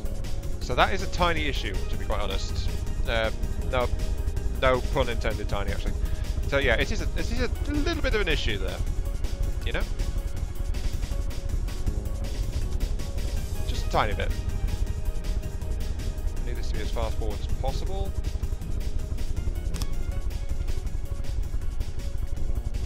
Yep, there we go. This will be forward shield projectors. Max the height. Max the width as well. Yep. Range dropped to about 2 meters, I think. Probably not about 3, actually. 3 range. Then you need your elevation to just be about 14. Yeah, about 15 should be alright. The nose is going to be left a little bit exposed, but actually, let's drop it to 2. That way, we've got the lasers poke out of the shield, but the rest of it's got shield. So, clipboard, paste from clipboard. That one. How are you? You are also set up properly. Okay. Now let's shorten the wedge slightly on the front. So to a 3-meter wedge rather than a 4-meter wedge. Actually, let's give it a 2-meter wedge in the middle. There we go. So, yeah. So that's actually covered within the shields as well. So there's a slight gap in the shielding, but the overall shielding is pretty darn nice, I think. Yeah, we only have one planet. Ice40, welcome back. What's happened is the new Bob is actually mobile and functional. It's got AI control. It's got a lot of weaponry. It's just got shields. So this thing is getting dangerously close to being complete, actually. Yeah, Bob's growing up quite nicely. There's just some hull work that needs to be done right now. We've also worked out that by itself it can more or less sustain itself on its own internal power supply, but it gets a hell of a lot better when it's close to the mothership, because the mothership can supply it with more power and a lot of ammo, which by itself it doesn't actually keep much of. So it fights much better close to its home ship, which is how it's meant to be, actually.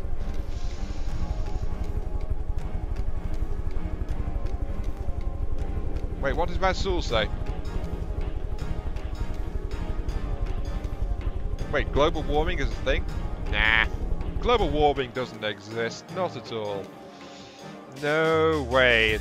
This world is self-repairing and it regenerates itself. It doesn't need us, no. Or something. Depends on which source to listen to be honest. As for self-repair and repair, yep, that is on the to-do list. Yeah, there's not much point getting into massive debates about things because, well, everyone's got their own opinions about it, basically. Besides, you heard grand old President Donald Trump, and he loves to be able to use CFCs in his aerosols because, hey, it's my room. I'm just going to close the door and it'll be fine. Yeah, you know, if I release these CFCs into the air and I've shut the door. Hey, it's only going to affect me. It's not going to affect the planet. No. That's up. Hey, yeah. That guy's a nut job. Well, I think he is anyway. Some people agree, some people disagree, but that's the nature of humanity. Or something. I don't know what the hell I'm talking about. I'm just an incredibly minor person on YouTube. Yes, indeed. Let's give the shielding some opacity settings so I can make them more translucent.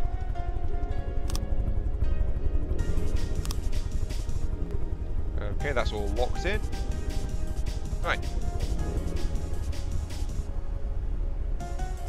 And that's the current shield coverage of this craft. It's a bit vulnerable on the corners, but it's actually not overall that vulnerable to incoming shells now.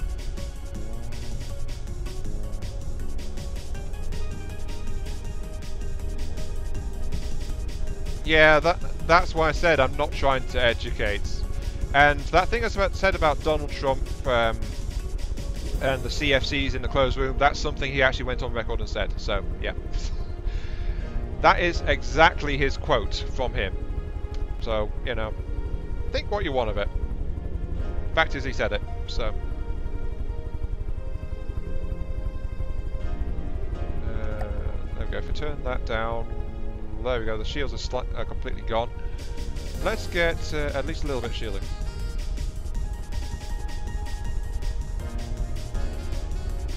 Yeah. But as I said, some people like Trump, some people hate Trump. I don't really have an opinion one way or the other for the most part. I just think he's a bit eccentric is probably a good way to put it. But then again, I'm a guy who thinks that every person on the planet is insane in one way or another, so... And that especially includes me, by the way. So, I'm one to talk, aren't I?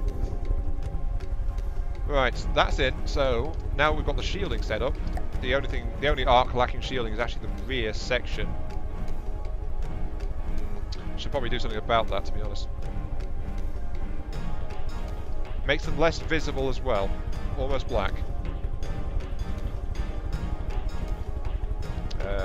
Black.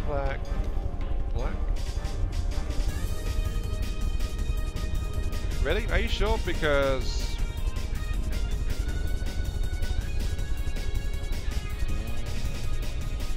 I can see an outline there.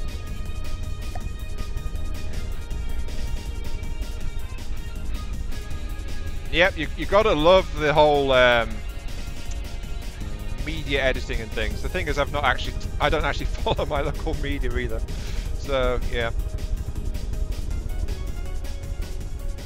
Yeah, Bob is free to be any colour he likes. Very much so. Yeah, all I know about Donald Trump is stuff I've actually looked up online, so yeah, whatever.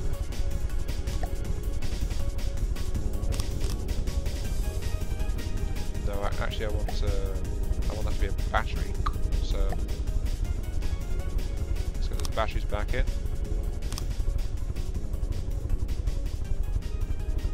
That is also true, yeah, Viking. I agree with you on that one too. I'm not going to deny it, he has done more than any president in quite some time. For better or for worse, depending on who you ask. And that's the thing of it. No matter what you think of, no matter what story you look at, there's always some other side to it. Always.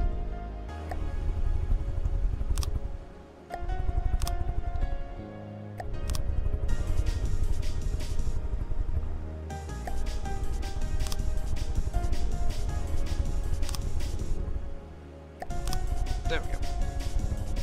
Twitter and so on aren't credible sources. Agreed. They are not. Social media is a complete and utter mess half the time. Not really worth using as a source on a lot of stuff, because it gets very opinionated in there. Should I get this thing more batteries? Not really. I'm just trying to wrap this thing up so it gets properly sorted, and then I can stop. So, right, let's see. Turn off mirror mode. Because I'm now at 130 minutes, so...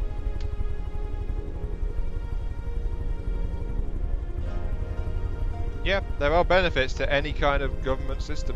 That is true. Depends on where you look. Always does. Let's see, I want you, if when enemy range is greater than 5 kilometers and no enemies, then shield projectors switch off.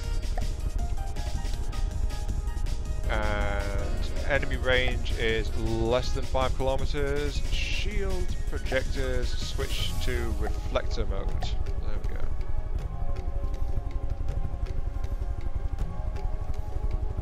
go. Strength 4, all shields are strength 4, all shields are operational. There we go. And that's why I had to get those set up before I put in the ACBs, because otherwise the ACBs would just turn off the shields and I wouldn't be able to see them, so yeah.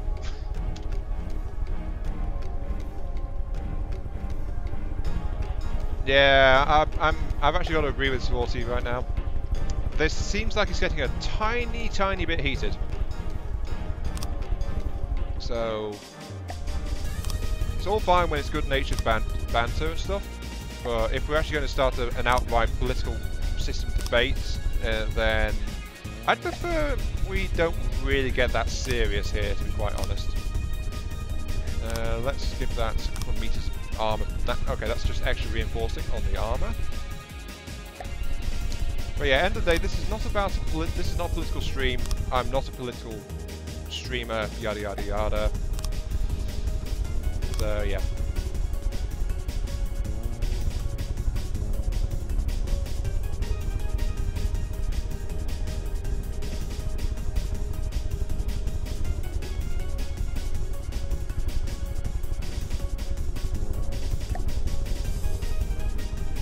Need anything more from here apart from the repair systems?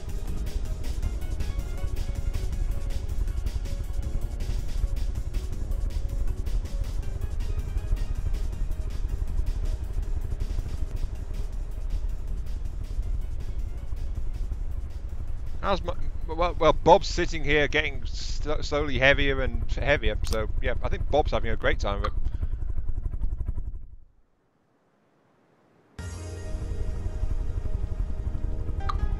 Life is grand for Mr. Bob.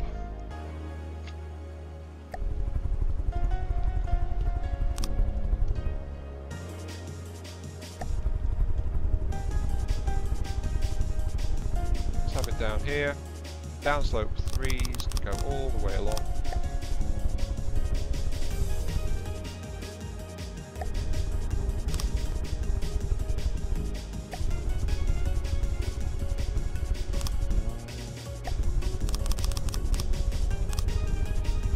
There we go.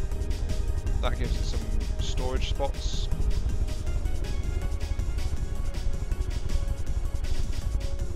That turret base could use some more rounding. Yeah, the problem is that it needs to be kind of in this shape so that it's not, you know... No, it needs to be a box, actually. It needs to be a box. A box is absolutely fine. Yes, indeed. It needs to be a box. Flat out. Definitely.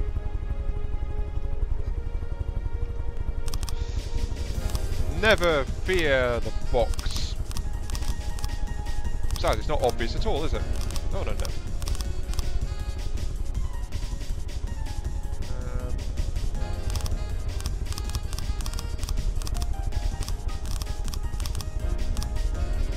Okay, that should be about the same. Yep, that's as far as it goes. Okay.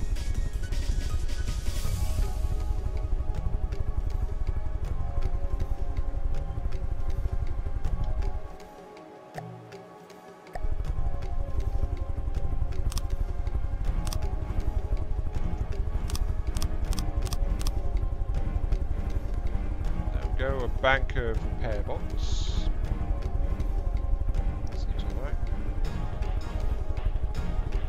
Problem is I need to make sure the shield gets covered as well. So, I'm going to do that by having an inverted triangle sets here. Followed by another set of squares like that. Which will cover the shielding emitters up like that.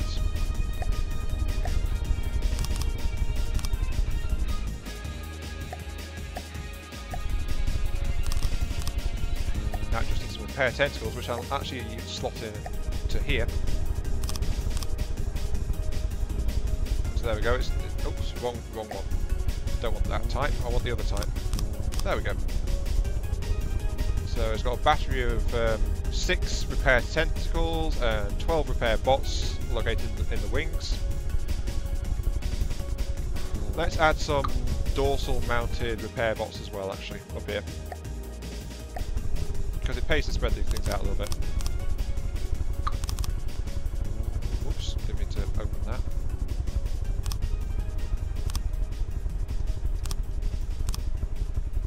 So there we go.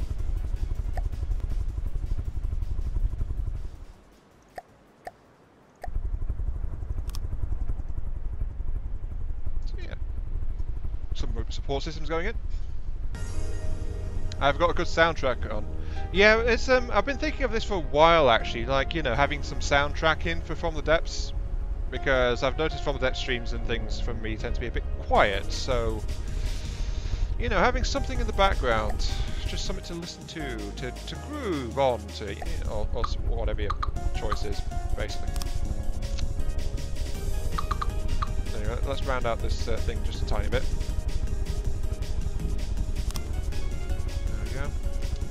That also means I can put in beam class 4 in here too.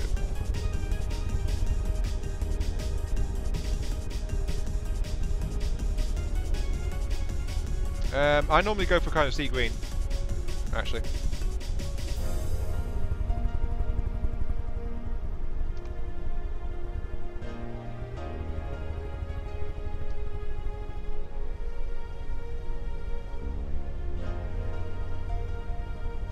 Now the main problem is this craft cannot actually stop because it's got forward thrust, it's got forward thrusters which function like turning thrust as well, and that's one of the issues of setting up thrusters like that. It means it can't actually stop, technically. So if I want this thing to be able to stop, I have to actually take the rear thrusters off turning. It also needs an altitude PID actually as well. I thought I'd avoided that, but it's actually getting the weight is actually getting it down a little bit. Right, okay, so you need a bit of assist on keeping yourself steady. That's fair enough for that. Altitude. I want you to control my altitude to 40. There we go. And we'll see how that does. So that should help by using the pitch thrusters to try and keep its altitude up as well.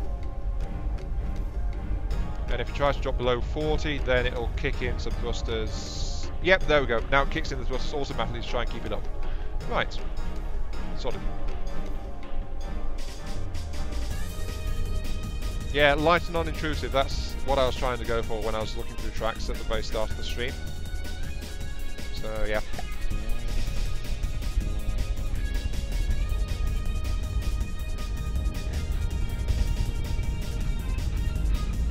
Ooh, oh, and it just nosedived. Me thinks it needs more assisting thrust, to be quite honest. Let's put some here, mayhap.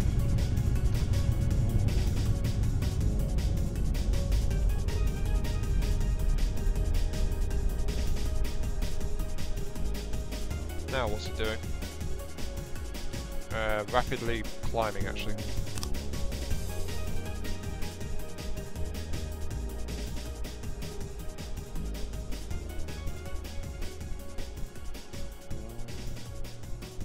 Well, this thing is now taking off. We have liftoff. Oh, why are you doing this to me now? Come on, Bob, you've been behaving until now. Why are you doing this to me?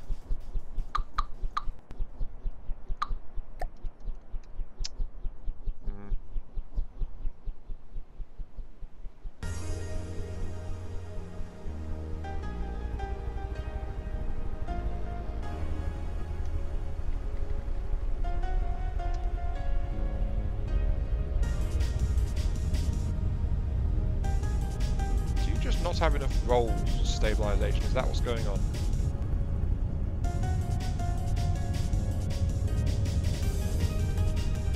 I've noticed you're rolling quite a bit.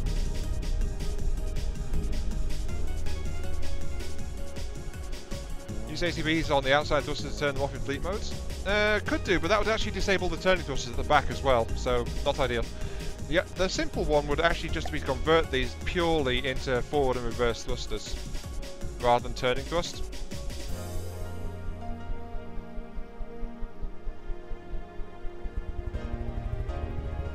Yeah, this thing is definitely suffering from a lack of roll power at the moment. So it needs to have some more roll ability on it. Because as the roll gives way, the rest of it kicks out, and then the entire thing just ends up in the water. So, right. Roll right inside, right inside, roll reverse, roll reverse. It's still got the power to spare for all this though, so it should be fine.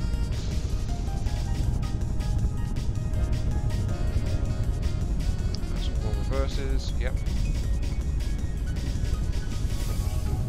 Oh wait, there's also the fact that these guys are kicking in when the craft decides it's too low as well, so that's affecting its rolling performance. Forgot about that for a second. Right. Let's get all this set up. And of course I am, as always, overrunning rather badly on my stream. Right, let you go. And now it's nosediving. Yeah, it needs more stabilizing thrust too. More pitch control is required. Set up the altitude PID, set response to... hang on. Let me get there before I read this stuff. Where is it? There it is. Right, altitude PID. Short response time. and raise power inputs to like 0.1. Short response time to 0.2. Sleep is for the weak. Oop, now it's confused itself again.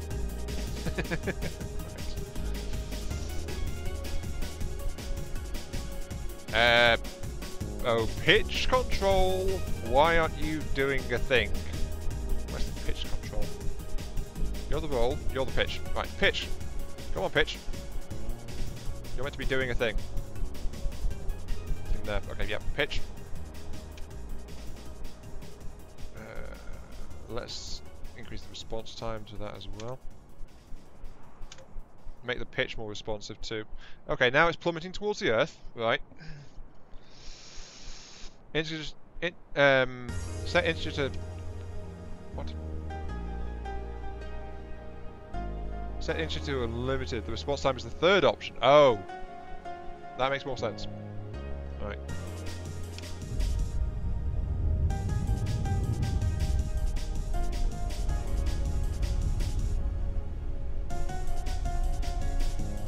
There we go. That's oh, that's acting so much better already. Right. Where is the thing? Infinites 1 1. There we go. Much better. Right. Oh well, more roll control is not exactly a bad idea anyway. So yeah, I don't mind having the extra stuff in there.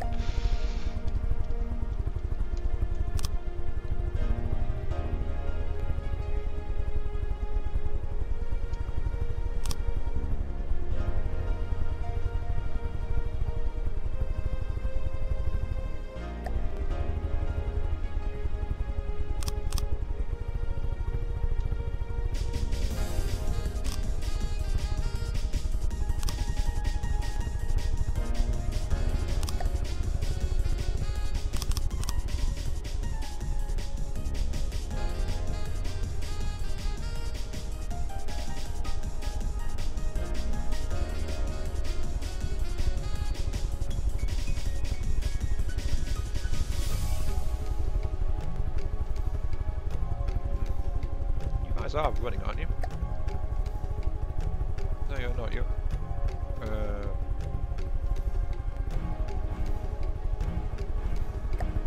Oh, that's why.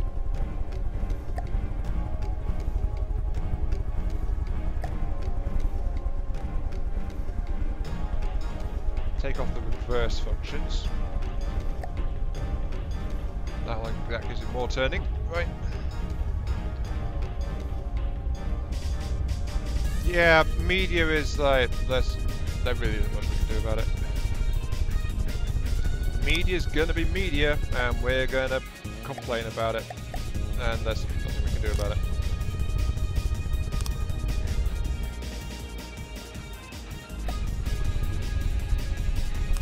Okay, let's just beam it like that. So that's all set up, right?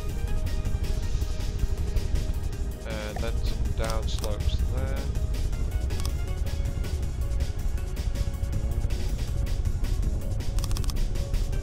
Go. And I do believe we have a bob.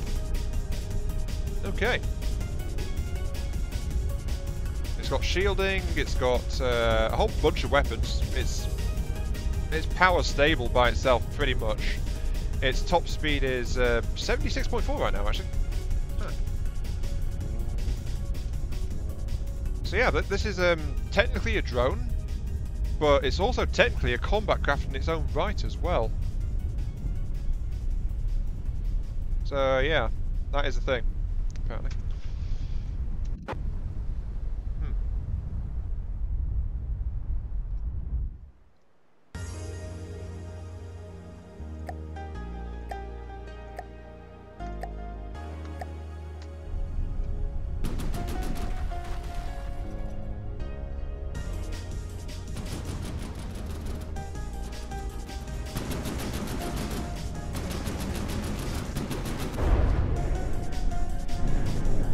Well, actually, technically, it's a thruster craft too.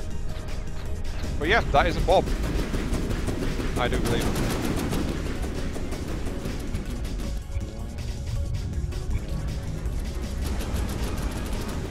I should probably pull the weapon port out as well. There we go.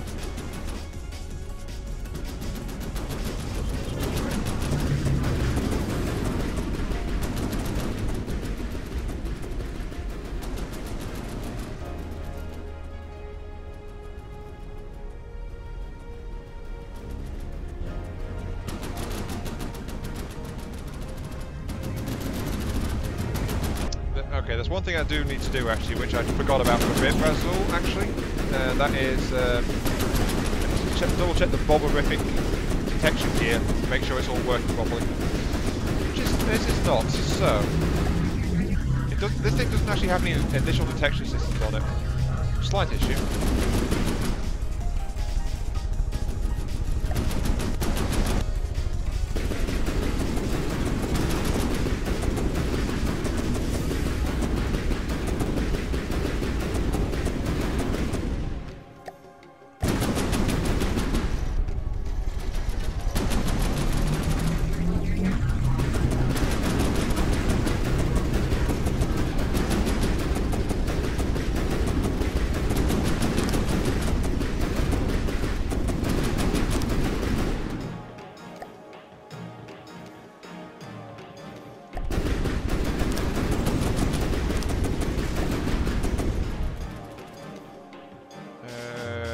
Wireless connection, please.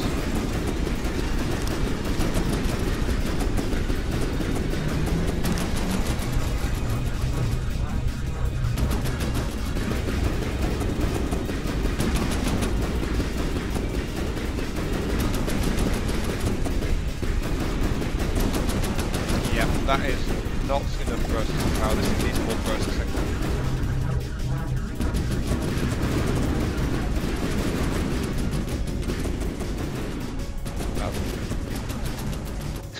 Well, I got killed, apparently. Apparently Bob is not good if you're riding on the outer armour. Who'd have thunk it? So Bob itself is not actually damaged.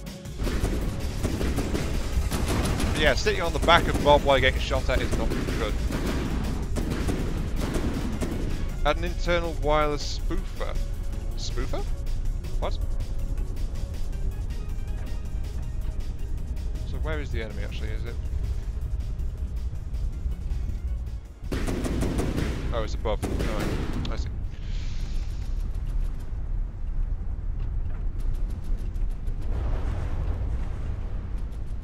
Something tells me that plane has been damaged and it's gone high into the atmosphere, so my craft isn't able to actually engage it. Oh well.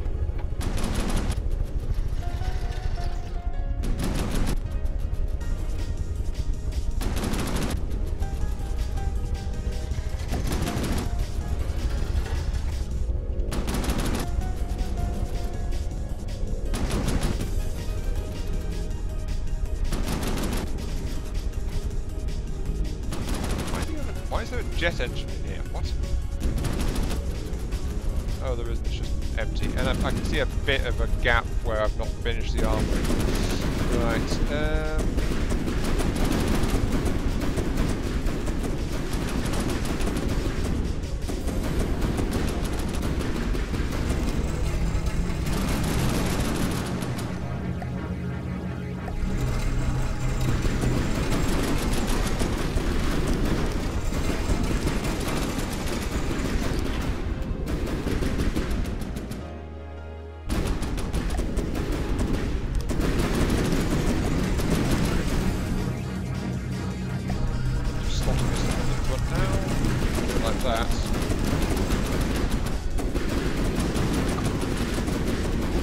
That was the shield follower. Don't want to take that out. There we go.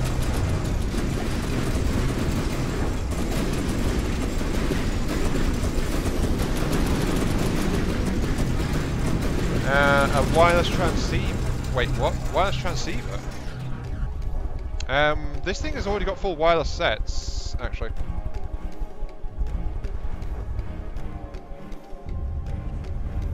Yeah, this thing's already fully rigged with wireless. It's got its own internal wireless network. It's also got an intra-vehicle transmitter as well, which helps. It's also got a wireless sniffer. Oh, right. Okay, hang on. I need to find some internal space to put that into, actually. That's what I've got. I've actually got some internal space here. Right. AI, give me a detector, give me a wireless snooper, which is what that one's called. And then we also need some more processing cards, which we have a little space for there. That's the intra-vehicle. Running at 92%. Not quite enough. There is a little bit of space somewhere around here, I think. Yeah, there's a little bit of space around here too. So, I could do it like this too, add in another wireless. That. Then, general purpose card.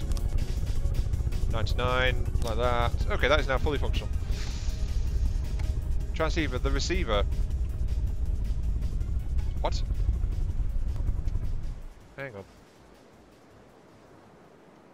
Intra-vehicle transmitter.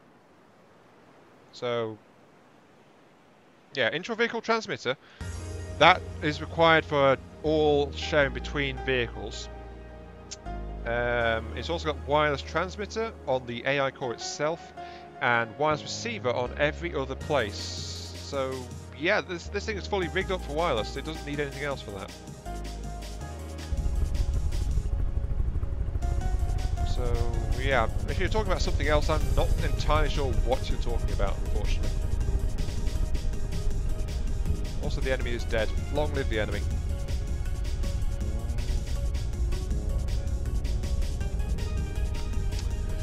Right.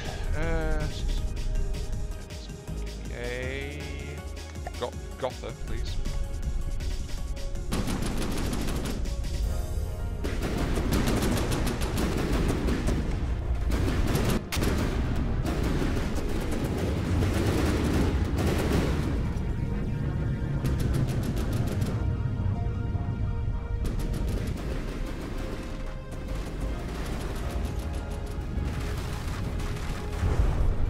Yeah, this thing is not so good against aircraft, but it's the mothership that's got the primary laser weaponry.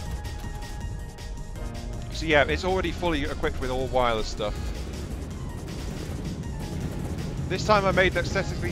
What? Hang on. I think chat's plugging out, hang on. Let's flicker chat off and on. Off, on, right.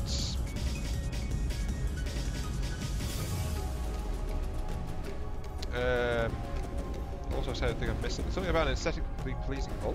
What?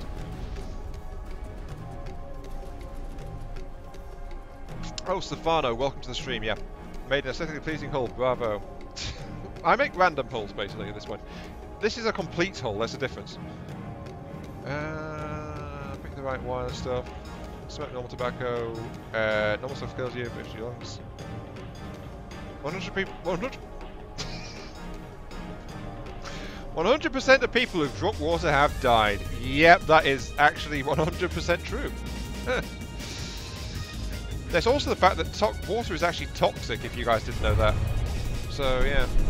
Oh, I think that one's dead. Tiny bit.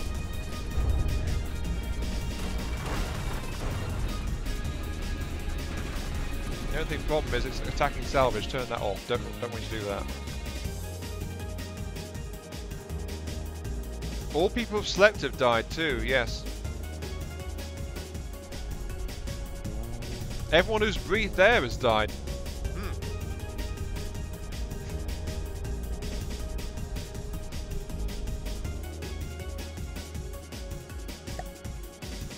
Let's try a coffin nail.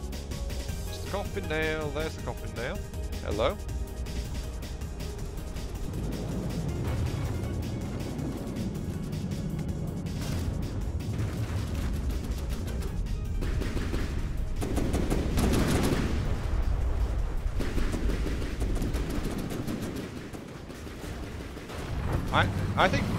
I think Bob is actually a good drone. I like Bob. Everyone who's lived has died. Oh god, life is killing us! Oh no! Well, it's technically true, but you know. But yeah, I think Bob is a worthy adventure addition. It definitely lives up to the Dakkaventure creed of having rapid firepower.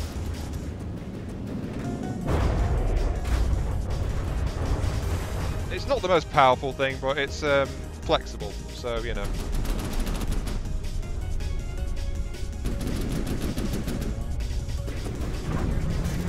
And no, they are not. I forgot to do it again.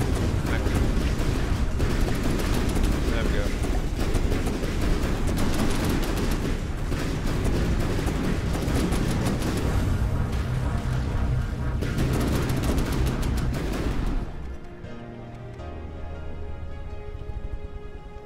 So yeah, there we go.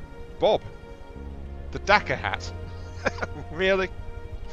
Oh, jeez.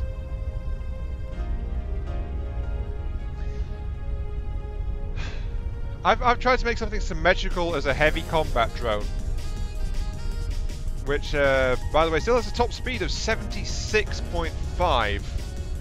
Which is not bad for something running on conventional jets, actually. Not bad at all. This thing can really try and keep up with things.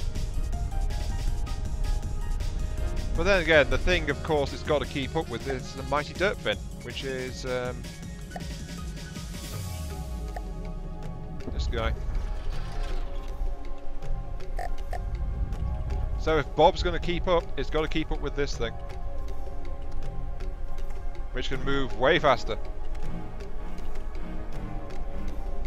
So let's see how well it likes it when I start flying forwards, kick on that,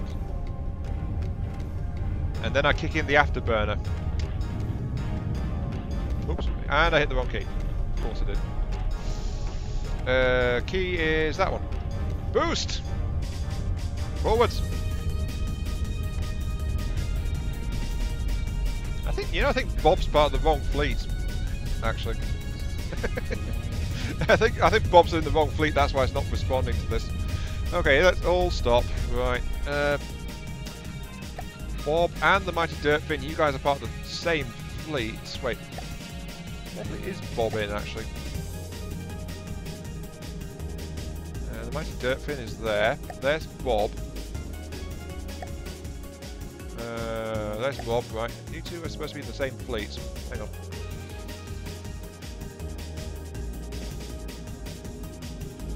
Ah, here we go. Here's what I want.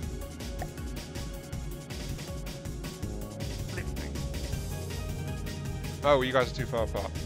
Of course. Wait. Bob, get over here, darn it.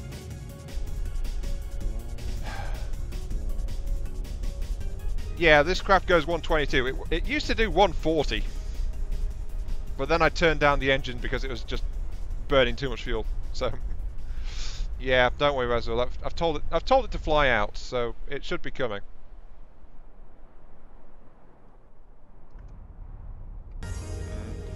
Actually, yeah, Bob does need to have its engines adjusted slightly because it's topping out of 76 actually. But the thing is, because of how the thrust is working, it's not doing too well. So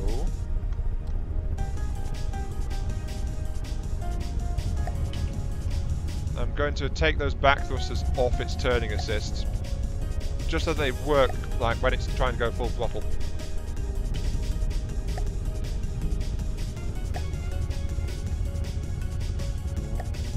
There we go.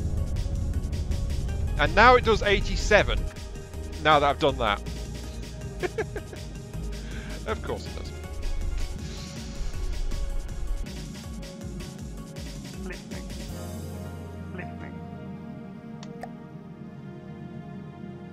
Right, the mighty dirt fin is, of course, the flagship of the fleet. Bob, you are meant to try and get to the. Hang on.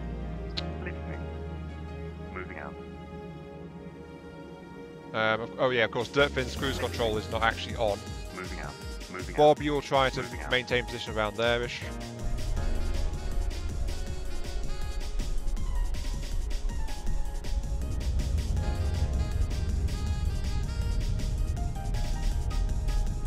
Yeah, good questions for you. I'm just going to turn us around and then I'll have a look. But Bob is definitely capable of moving with our forces, though, so I can say that for it.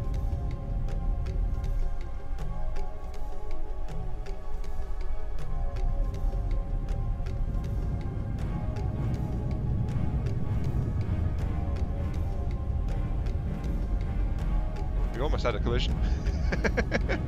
Right. Okay, kicking in the afterburners again. Oh wait, the afterburners are already on. Whoops. Alright.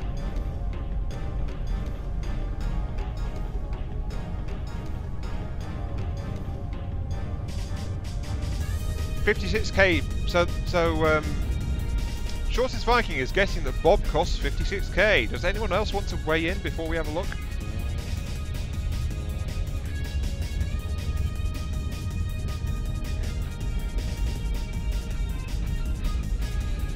What is even set to Group 1 anyway? Is it the particle cannon? Oh no, it's the forward. It's the fin Gatling. Right. Tiny's getting 26 to 36k. That's a rather big range there, Tiny. Razzle is getting 45k. So, Viking says 56. Tiny is going to say, I'm saying 31. Razzle saying 45. Yes, Sporty, Bob does have shielding. Listening.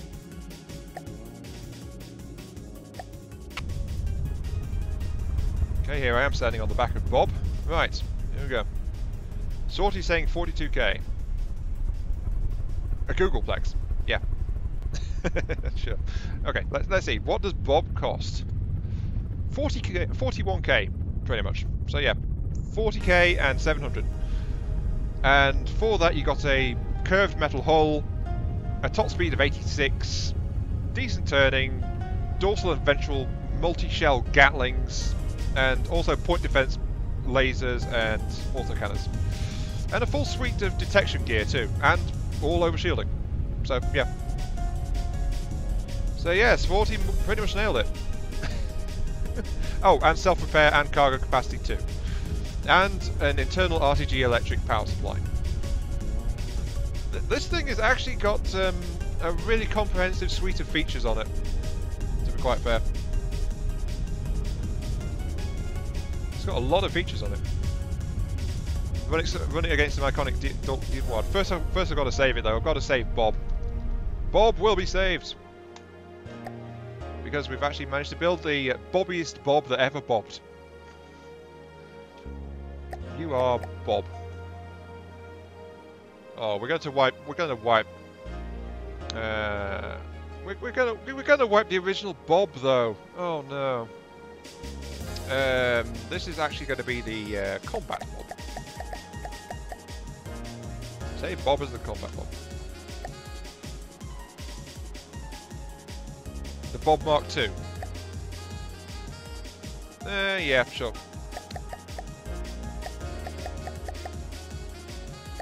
No, this is Bob re-bobbified. Yeah, I think that's suitably Bobby for it. Bob re-bobbified. Save that. Right. Well, the thing is, it's what, a 41k craft, and it's escorting the mighty Dirtfin, which is itself a 287k craft, actually. So yeah, that sounds reasonable. A 287,000 resource mothership, and an escorting combat drone costs 41k. So yeah, that sounds alright actually. Off, and fleet mode. Okay, enemy spawn. Give me a deep water guard ship. Give me a ransack, whatever the hell that is. Where's the ransack? There's the ransack. Hello, ransack.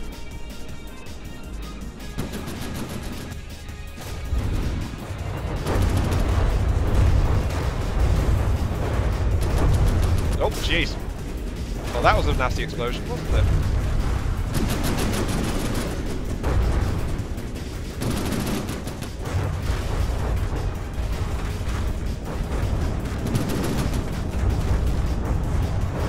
I don't normally paint, to be honest, so I didn't especially forget it. Oh yeah, that thing is kind of damaged, I think, at this point. I'm not sure where Bob's going right now. I think Bob might have a slight shortage of turning force, actually. So it might need more turning force.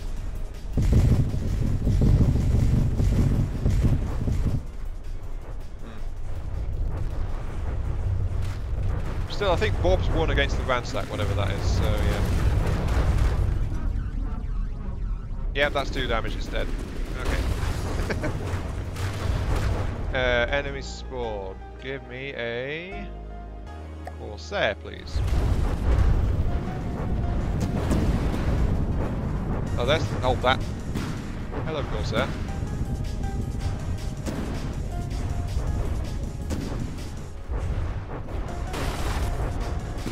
I should probably pull the dirt bin out of play, actually. Dirt bin, you're out of play, buddy.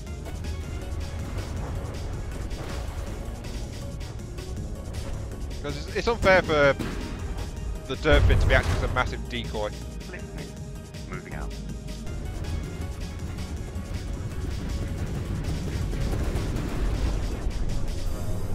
Oh, jeez, that was a big explosion on Bob. Yeah, I think Bob just got hit by an armor-piercing round, which gutted it. So, yep, there we go. Bob's fragile nature has proven to be, well, fragile. Still, oh wait, no, that's the wrong Bob. Hang on. That's the other Bob. The Bob re-Bobified. That's the one I wanted. Yeah, the central core blew up. Destroy all enemy vehicles. Yes.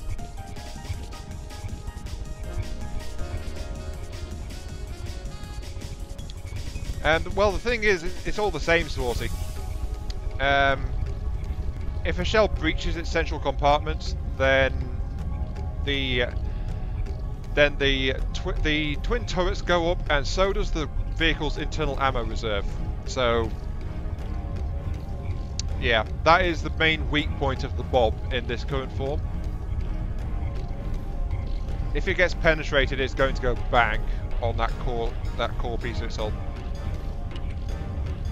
Yeah, it's not going to be by itself. It's going to have like at least a couple of other Bobs around with it. But you know, yeah, 60k, 60% hull remaining. It lost its AI, so enemies wouldn't target it if there's something else around with an AI. If it got hit like that, so it'd be idling until it got itself fixed up to have an AI again. So there is that for it. So yeah, if its central magazines go up, enemies will prioritize targeting something else because it'll be effectively just dead and hovering there until it gets fixed. Still, 60% damage and still in the air. That kind of makes sense for it. Oh, there's the other Bob going around.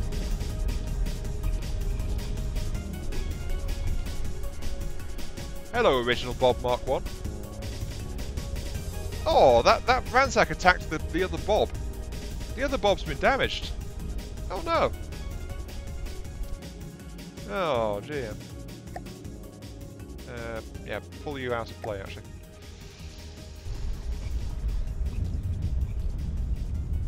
Right, enemy spawn. Give me a paddle gun prototype, please. Let's see what it does against this. Oh, of course, missiles. Hello, missiles, my old friends. Yeah, could really use those flares, actually. Though, to be fair, the rear armour is not actually that bad. The main thing Bob needs, though, is to have reinforcements. Sorry, better turning force, I think. It needs more turning force.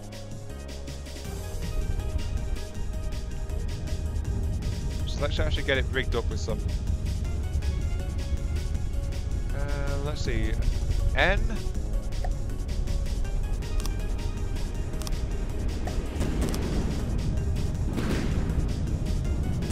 Hello, missiles.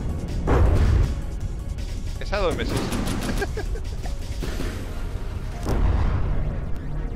Oh, there we go. Something just penetrated and blew its AI out again. Oh, jeez. Yeah, this thing doesn't... It doesn't really like in... Yeah, this thing doesn't really like when it gets hit by something high explosive, to be quite honest. Not exactly surprising, that though.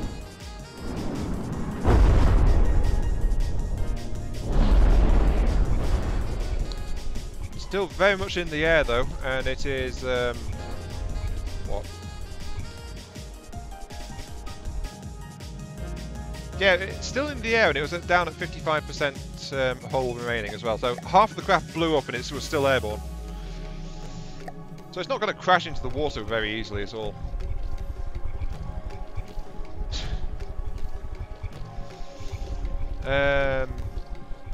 For a naval gun or large caliber gun in general, a clip, a magazine, or a rack. Depends on which country you're talking about, actually, I think.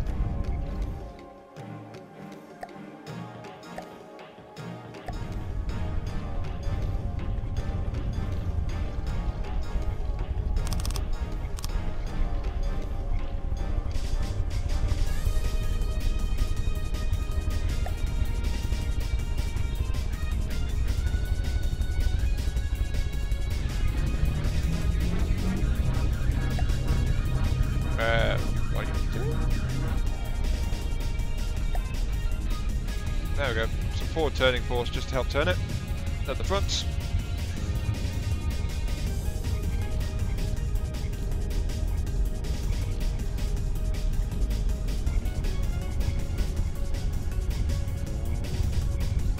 Well, the magazine is normally the entire ammo reserve for a given gun, so I think that's what a magazine refers to.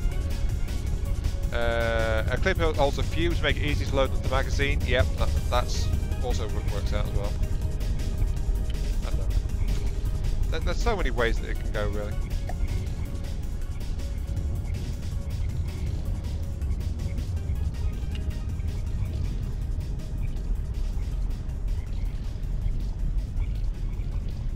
But yeah, that's right. None of the above is for a naval cannon. The Navy insists on its own terminology. They are annoying like that.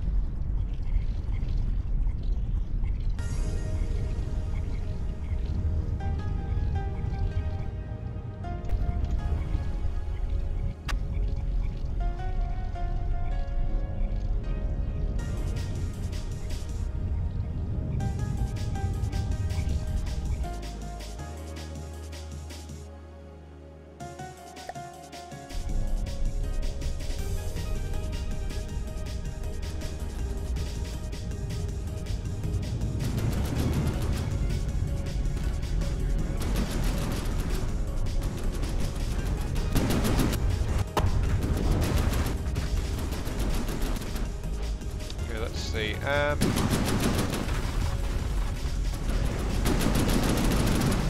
That's actually a really small ship.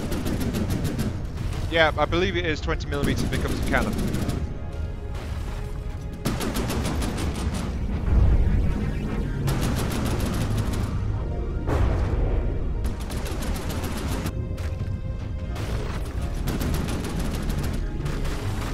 Okay, yeah, having the extra turning force is definitely helping.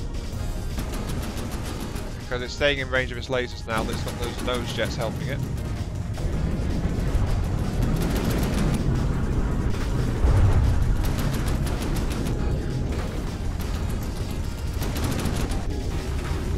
Now the main problem is it's actually out of ammo, so...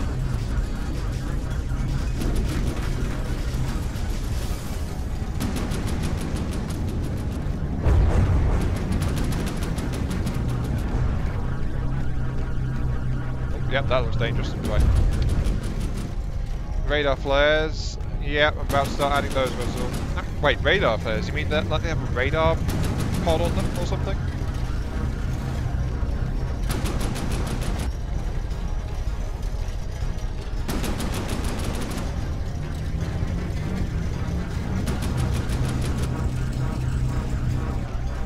But this is Dakka. I like Dakka, Razul. Radar buoy plus flare. Okay, right. Sure. Okay.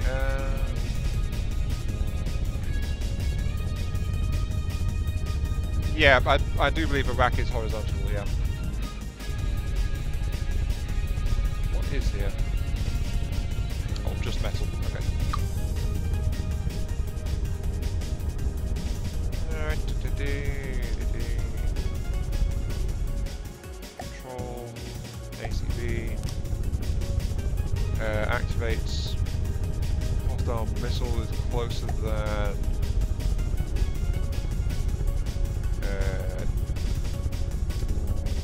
20 meters? Yeah, at 20 meters it's getting really darn close actually. When 20 meters, effective range, set that to like 3. Trigger a nearby weapon system. So you'll fire a nearby weapon. Yes, it's all sorts of odd things in this world, to be honest, 40. It's, yeah, you'd be surprised if you look around. At least that's what I keep thinking. Connector, yes. Then I require a staggered fire.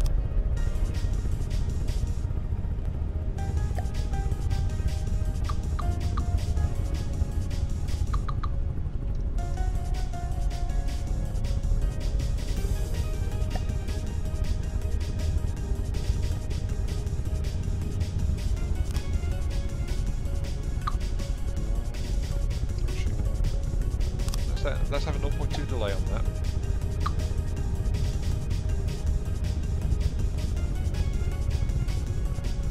I don't need an IFF because they're not going to be guided.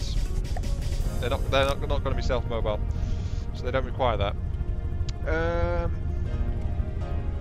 Is the surprise is really a pleasant one? Yeah, I will give you that one straight away. Yes, 40. That is very, very true. Okay, let's shorten the battery connection a tiny bit, so I can have space for some injectors, which are kind of required. Launch pads. Okay, injector add-on. Okay.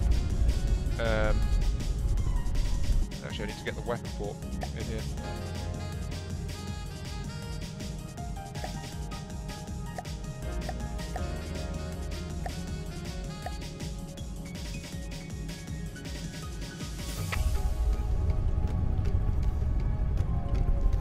So, this thing is rigged up with 4 right now.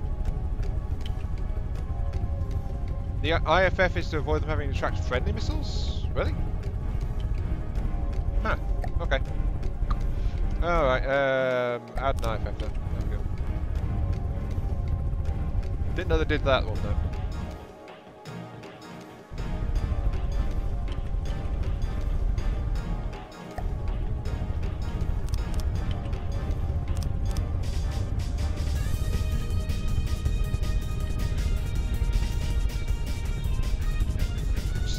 Require the sticky flares, which are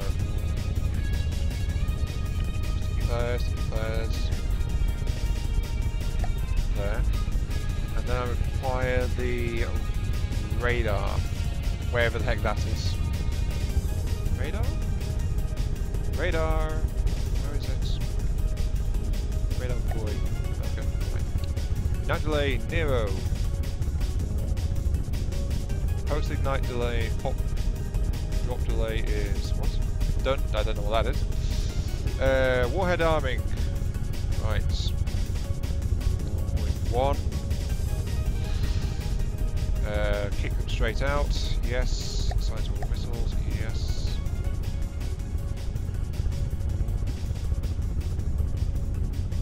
Requires a connector. Of course it does.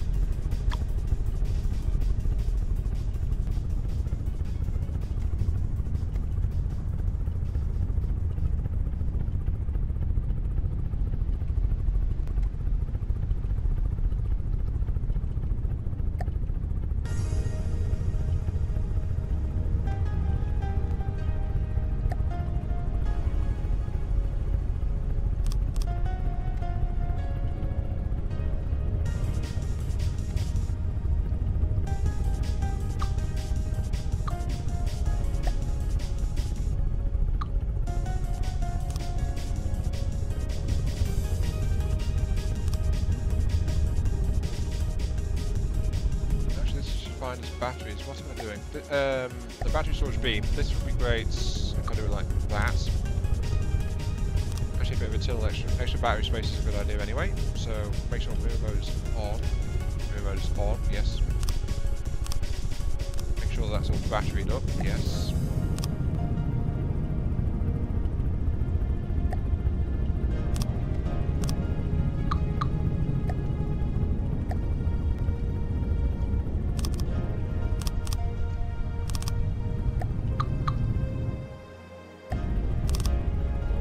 Add-ons, yes.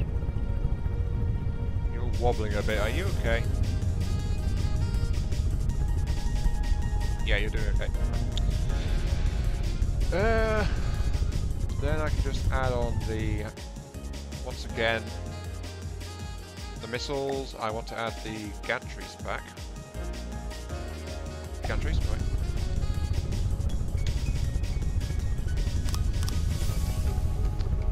Because I require the radar buoy and the sticky missile. Sticky flare. Sticky flare. Ignite immediately.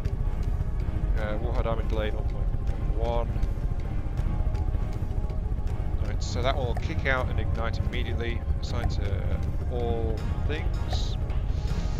Gonna be 20 minutes. Yeah, I am aware, Tiny.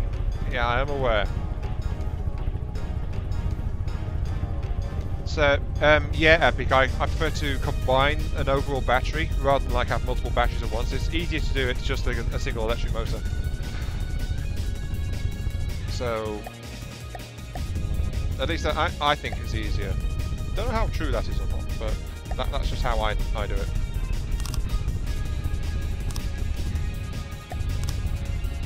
Okay, so we've got that.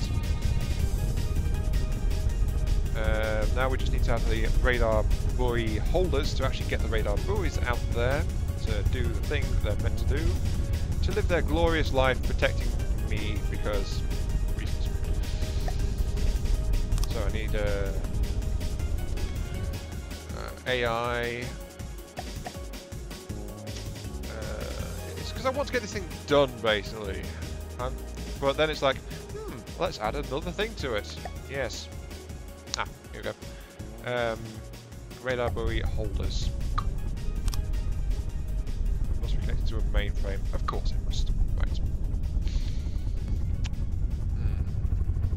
Again, let's put it like that. AI connectors. Yes. And then wireless receivers. Yes. There we go. That's all rigged up. Those are ready. Want to use them for detection. Actually, any detection is beneficial, so I might as well if I'm going to kick these things out, I might as well have them detecting. So, yeah, why not? Wait, it has to be connected with the receiver. What did I connect it with? Yeah, that is a receiver. I did actually connect that properly. Thank you for reminding me for that, though. It's good to check. Okay, let's test it.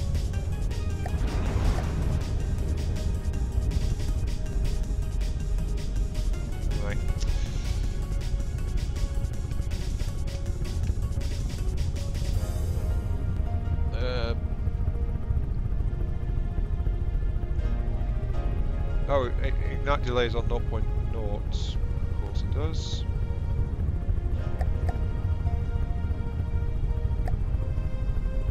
Yeah, extra detection is always fine. At least I think so.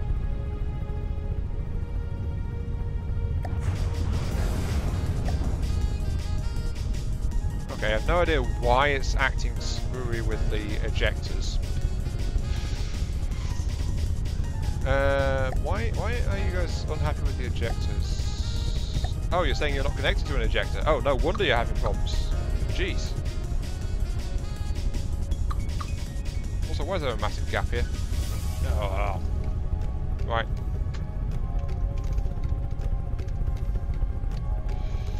So those things need to connect to the side, which means they need to go like that.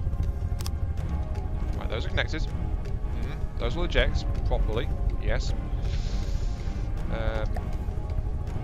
For some reason we're missing a battery on this side, don't know why. Put that in there too. Then we need some regular battery box like that. Okay, we need to replace the armor which we've just torn out, so beam 2, like that. Okay, that should all be set up, so.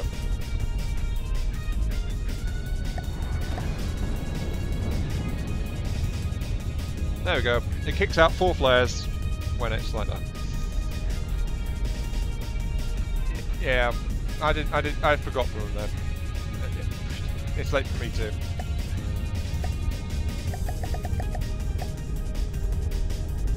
Come on, you guys have reloaded, haven't you? Oh wait, radar pop, of course. Radar buoy, armor delay. Can't fire them again until the previous ones go, can we?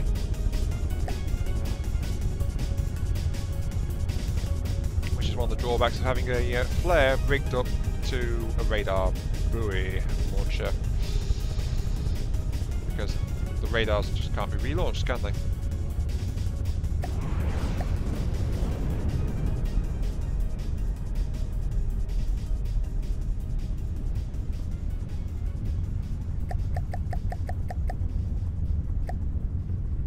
Is reloaded.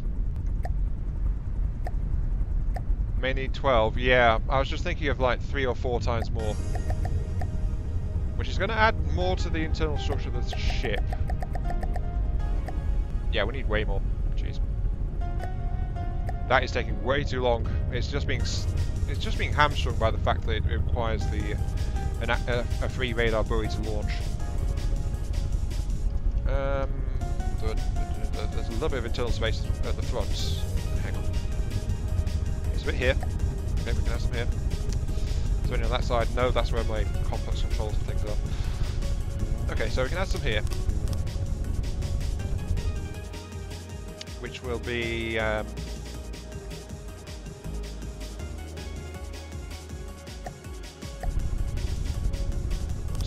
3, 4, 5, 6 of those things.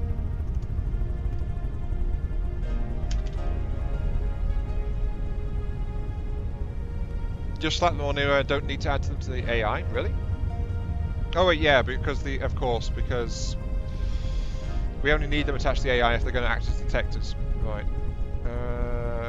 Wasn't there some internal space in the nose? Yeah, there's some internal space in the front here. Can't believe I forgot about that, actually. Okay. Right.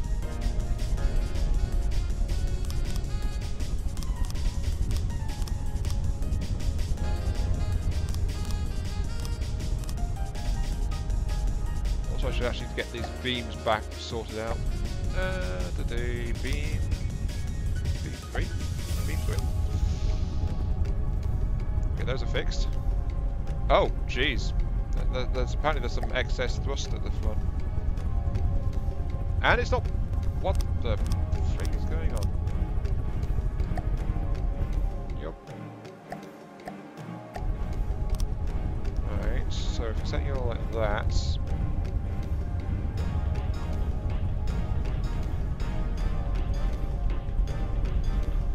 What are these things for again?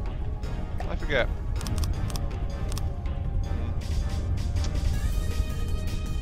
You can tell I've been doing this too long because my brain is starting to shut down a bit. This is why I prefer shorter streams. After a while, it's just like, woo, what's going on? Okay, so that's all set.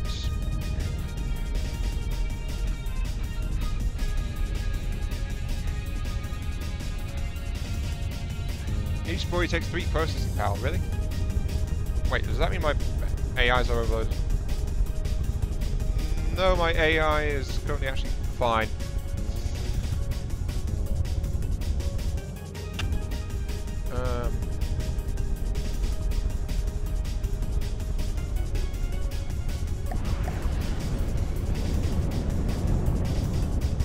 Oh, yeah, that is absolutely murdering my detection.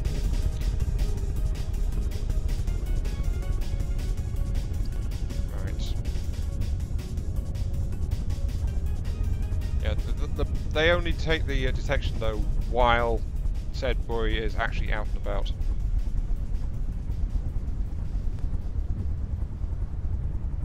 So there is that, I suppose.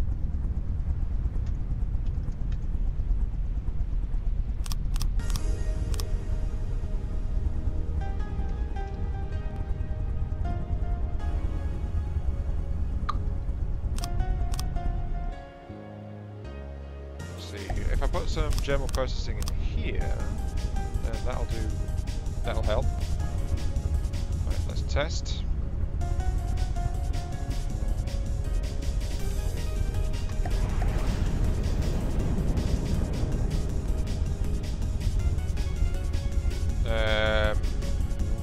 Still 86%. Okay, yeah, this is absolutely murdering it. Oi. Yeah, I'm gonna just remove them from the core. There's just way too much going on.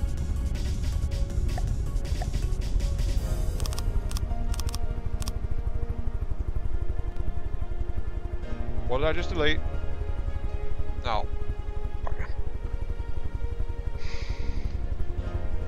I need to stop. I just accidentally deleted most of my ACBs. Yeah.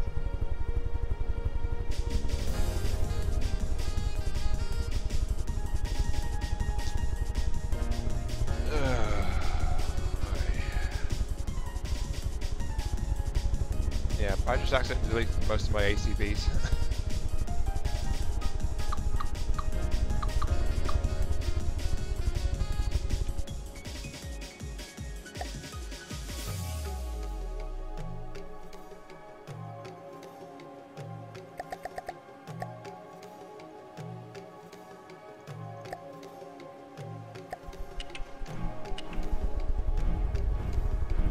The ACBs that got removed are these ones here. Capture prefab, begin capture. It needs to be like 1, 2 by 4. Yeah, that's what's missing. Right. Let me just put this back into here.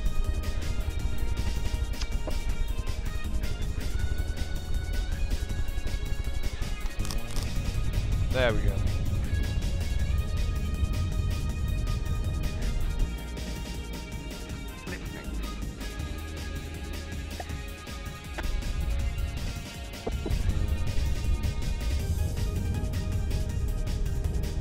Nothing good ever happens after 2 AM. Yeah. This stream has actually exceeded 3 hours, by the way. It's nearly 3 hours 20 at this point. Which means YouTube's going to start yelling at me soon as well. So, yeah. Okay, so we've got anti-missile flares installed. Right. Yeah, good night, Swarzy.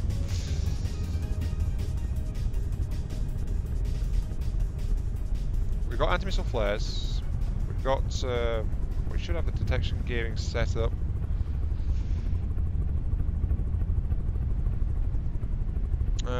Yeah, that's true. No missile detection.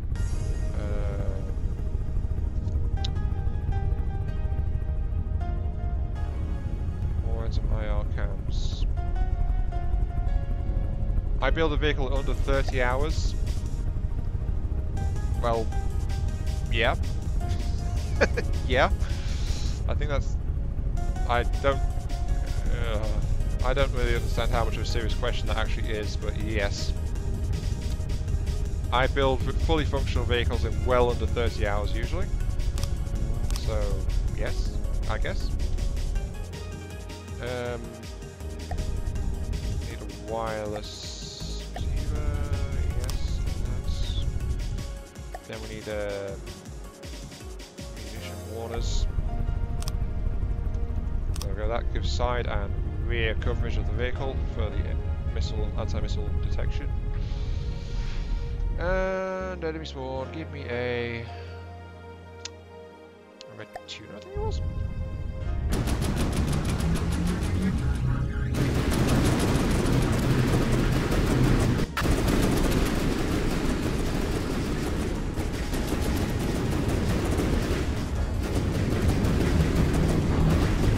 Oh, that is way too close. Okay.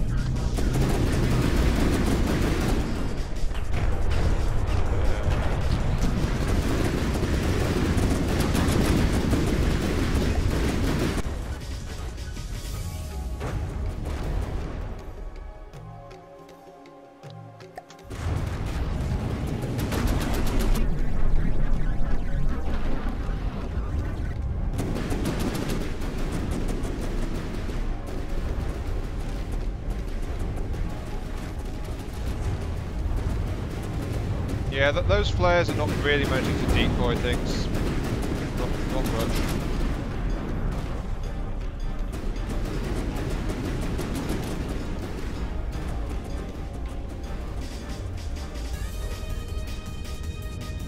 Trigger at 500. Alright, so... Yeah, okay. The problem with that though is flares are only 4 seconds long. So... Yeah, these are set to 500 actually, on that. Right. Let's add a flare ignition delay of 1 second. Assign that to all of them. Okay, give me another red tuna, please.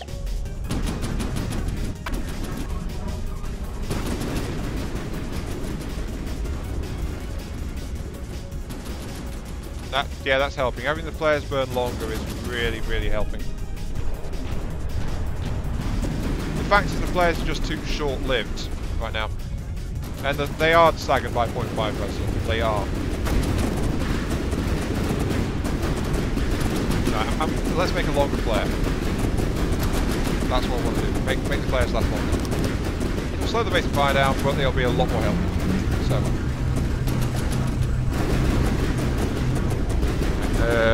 Ignite delay 0, ignite delay 4, ignite delay 8. Why did I slow down when I was trying to add 4 to something? I mean, come on. There we go.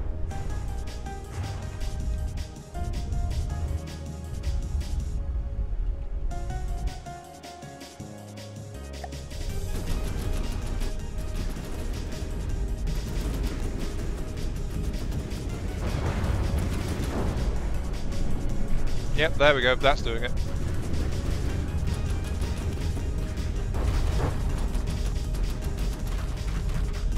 Yeah, don't worry Viking, I've got those flares set up so that, yeah.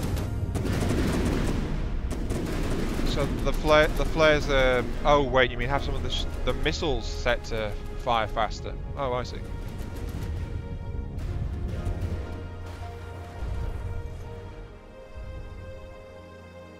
I don't know, it's actually a pretty decent list, I think.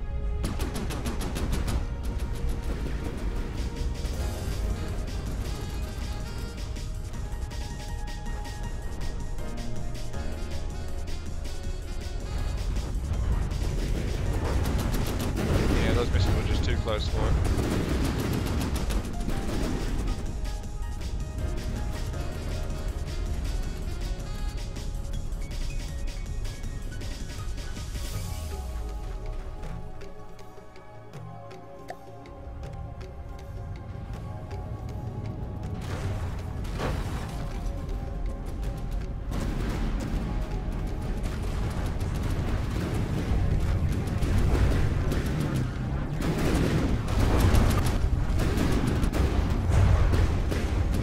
Oh, I see, there's some damage back here. That's why it's not actually operational anymore. Because the missiles that hit from that red tuna actually damaged the flare launcher. That's why.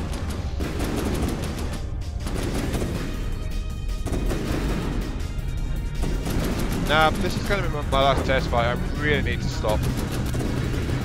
So I'm at 3.5 hours. I mean, come on. There's a reason I don't stream this long. There really is. So, yeah.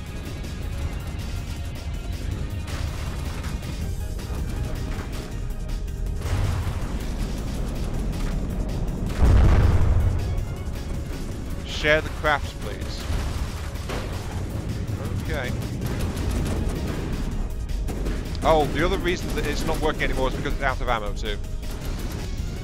Yeah, so its ammo reserves have been depleted, so it won't be reloading its missiles.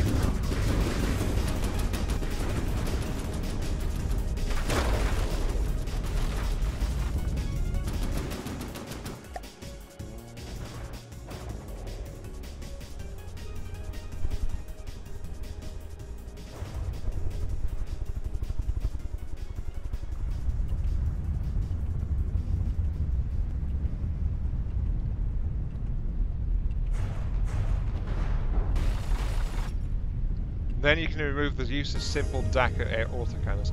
They are not useless, actually. They are far, far from useless. There are many craft I have used that actually do tremendous amounts of damage with just simple autocannons. So, yeah, don't call them useless. They are not. So this is bobbier modified.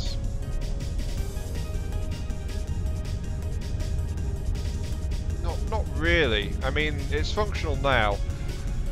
All it really needs is maybe a bit of extra reinforcement on the armour around the central turrets, but other than that, it's a decent craft completely, so yeah, I like it. No, they are not useless. They are not useless. They are not detrimental. They are decent weapons. I like them. Yeah.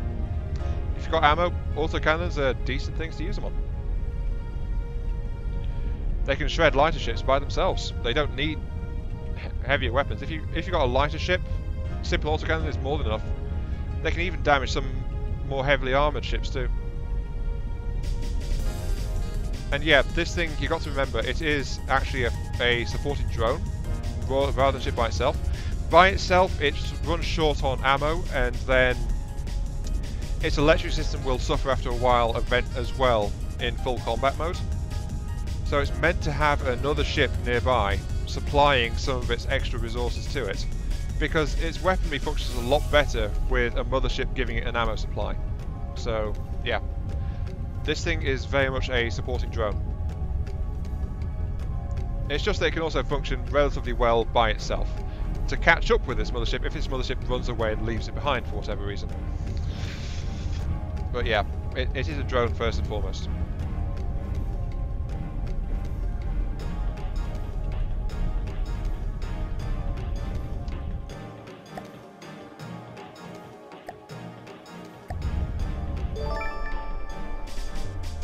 Okay, that is saved. So we have a bob we can bring into the actual adventure mode.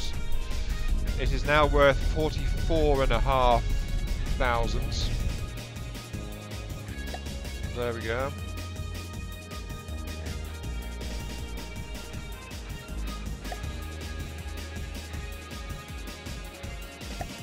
Okay, you want it shared, so vehicle workshop. Publish a new one. We want the Adventure Series 2, the bobbified.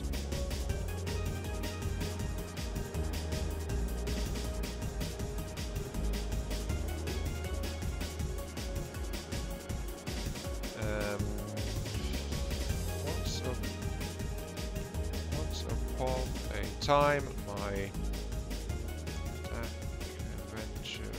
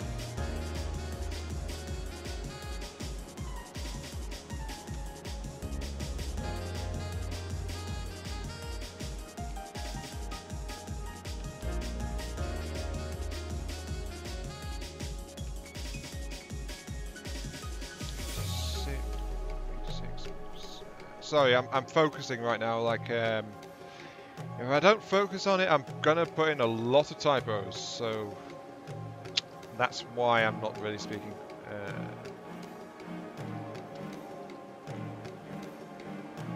So yeah, once upon a time.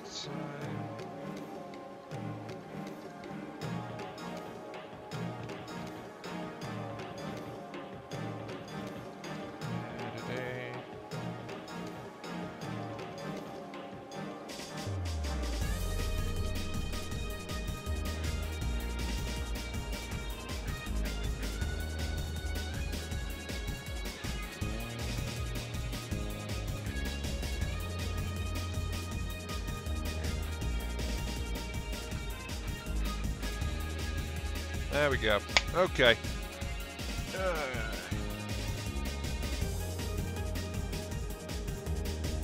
Yeah, it'll kick over to combat mode as soon as it works out there's something nearby.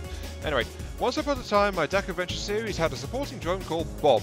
He was bobberific, but sadly, his company was cut short by any weapons, the Curs. Recently I decided a new drone would be a nice addition, so it was time to make a new Bob. This Bob would be bigger, badder, and bobbier than any Bob that ever bobbed before. The result was this 45k combat airship, which has integrated electric supplies, rapid-fire weapons, and detection equipment. For defense, it has shield covering, metal hull, decoy flares, and a blistering 86 meters a second full speed. It is meant to be a support drone, as a mothership is needed to supply all the ammo its weaponry demands, but it can operate away from supply lines in a more limited capacity. So, there we go. As always, I include all the details in the description, so yeah. Advanced cannon, AI, airship, anti-air, yes, anti-surface. It does carry some cargo. It's a fighter. Lasers, no. Long range, no. So I think it's a medium-class ship overall. Doesn't have missiles, doesn't have nuclear, no. Replica, no. Short range, simple weapons. It's mid-game technically, so yeah, the Curs, yeah. I do like to give flavor text to things when I put them up, so. Yeah, that's everything. It's not end game, it's not a big starter either. 40k is not technically a starter ship, it's pretty close, but it's not a starter by itself, so. There we go.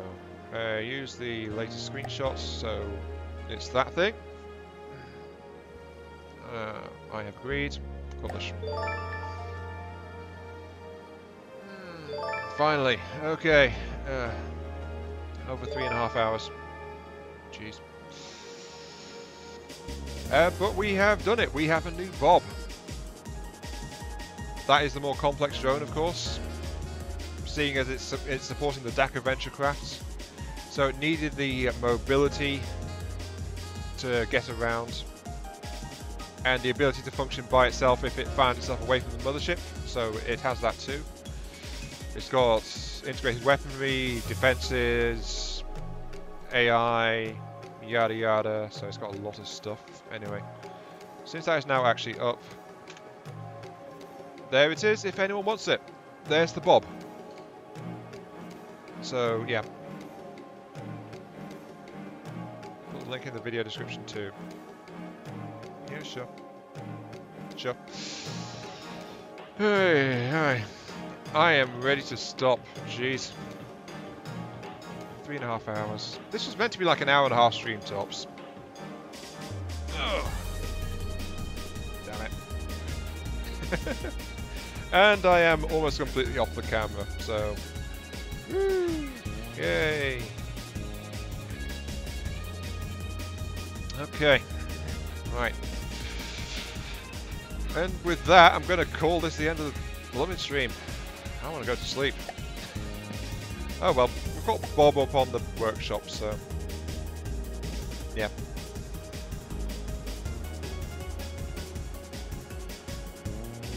And I will put a workshop link in the vid description too.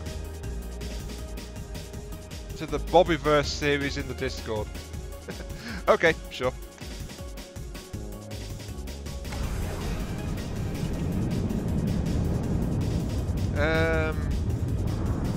The Bobbyverse Wait, the Bobbyverse series? What? What is this Bobbyverse series?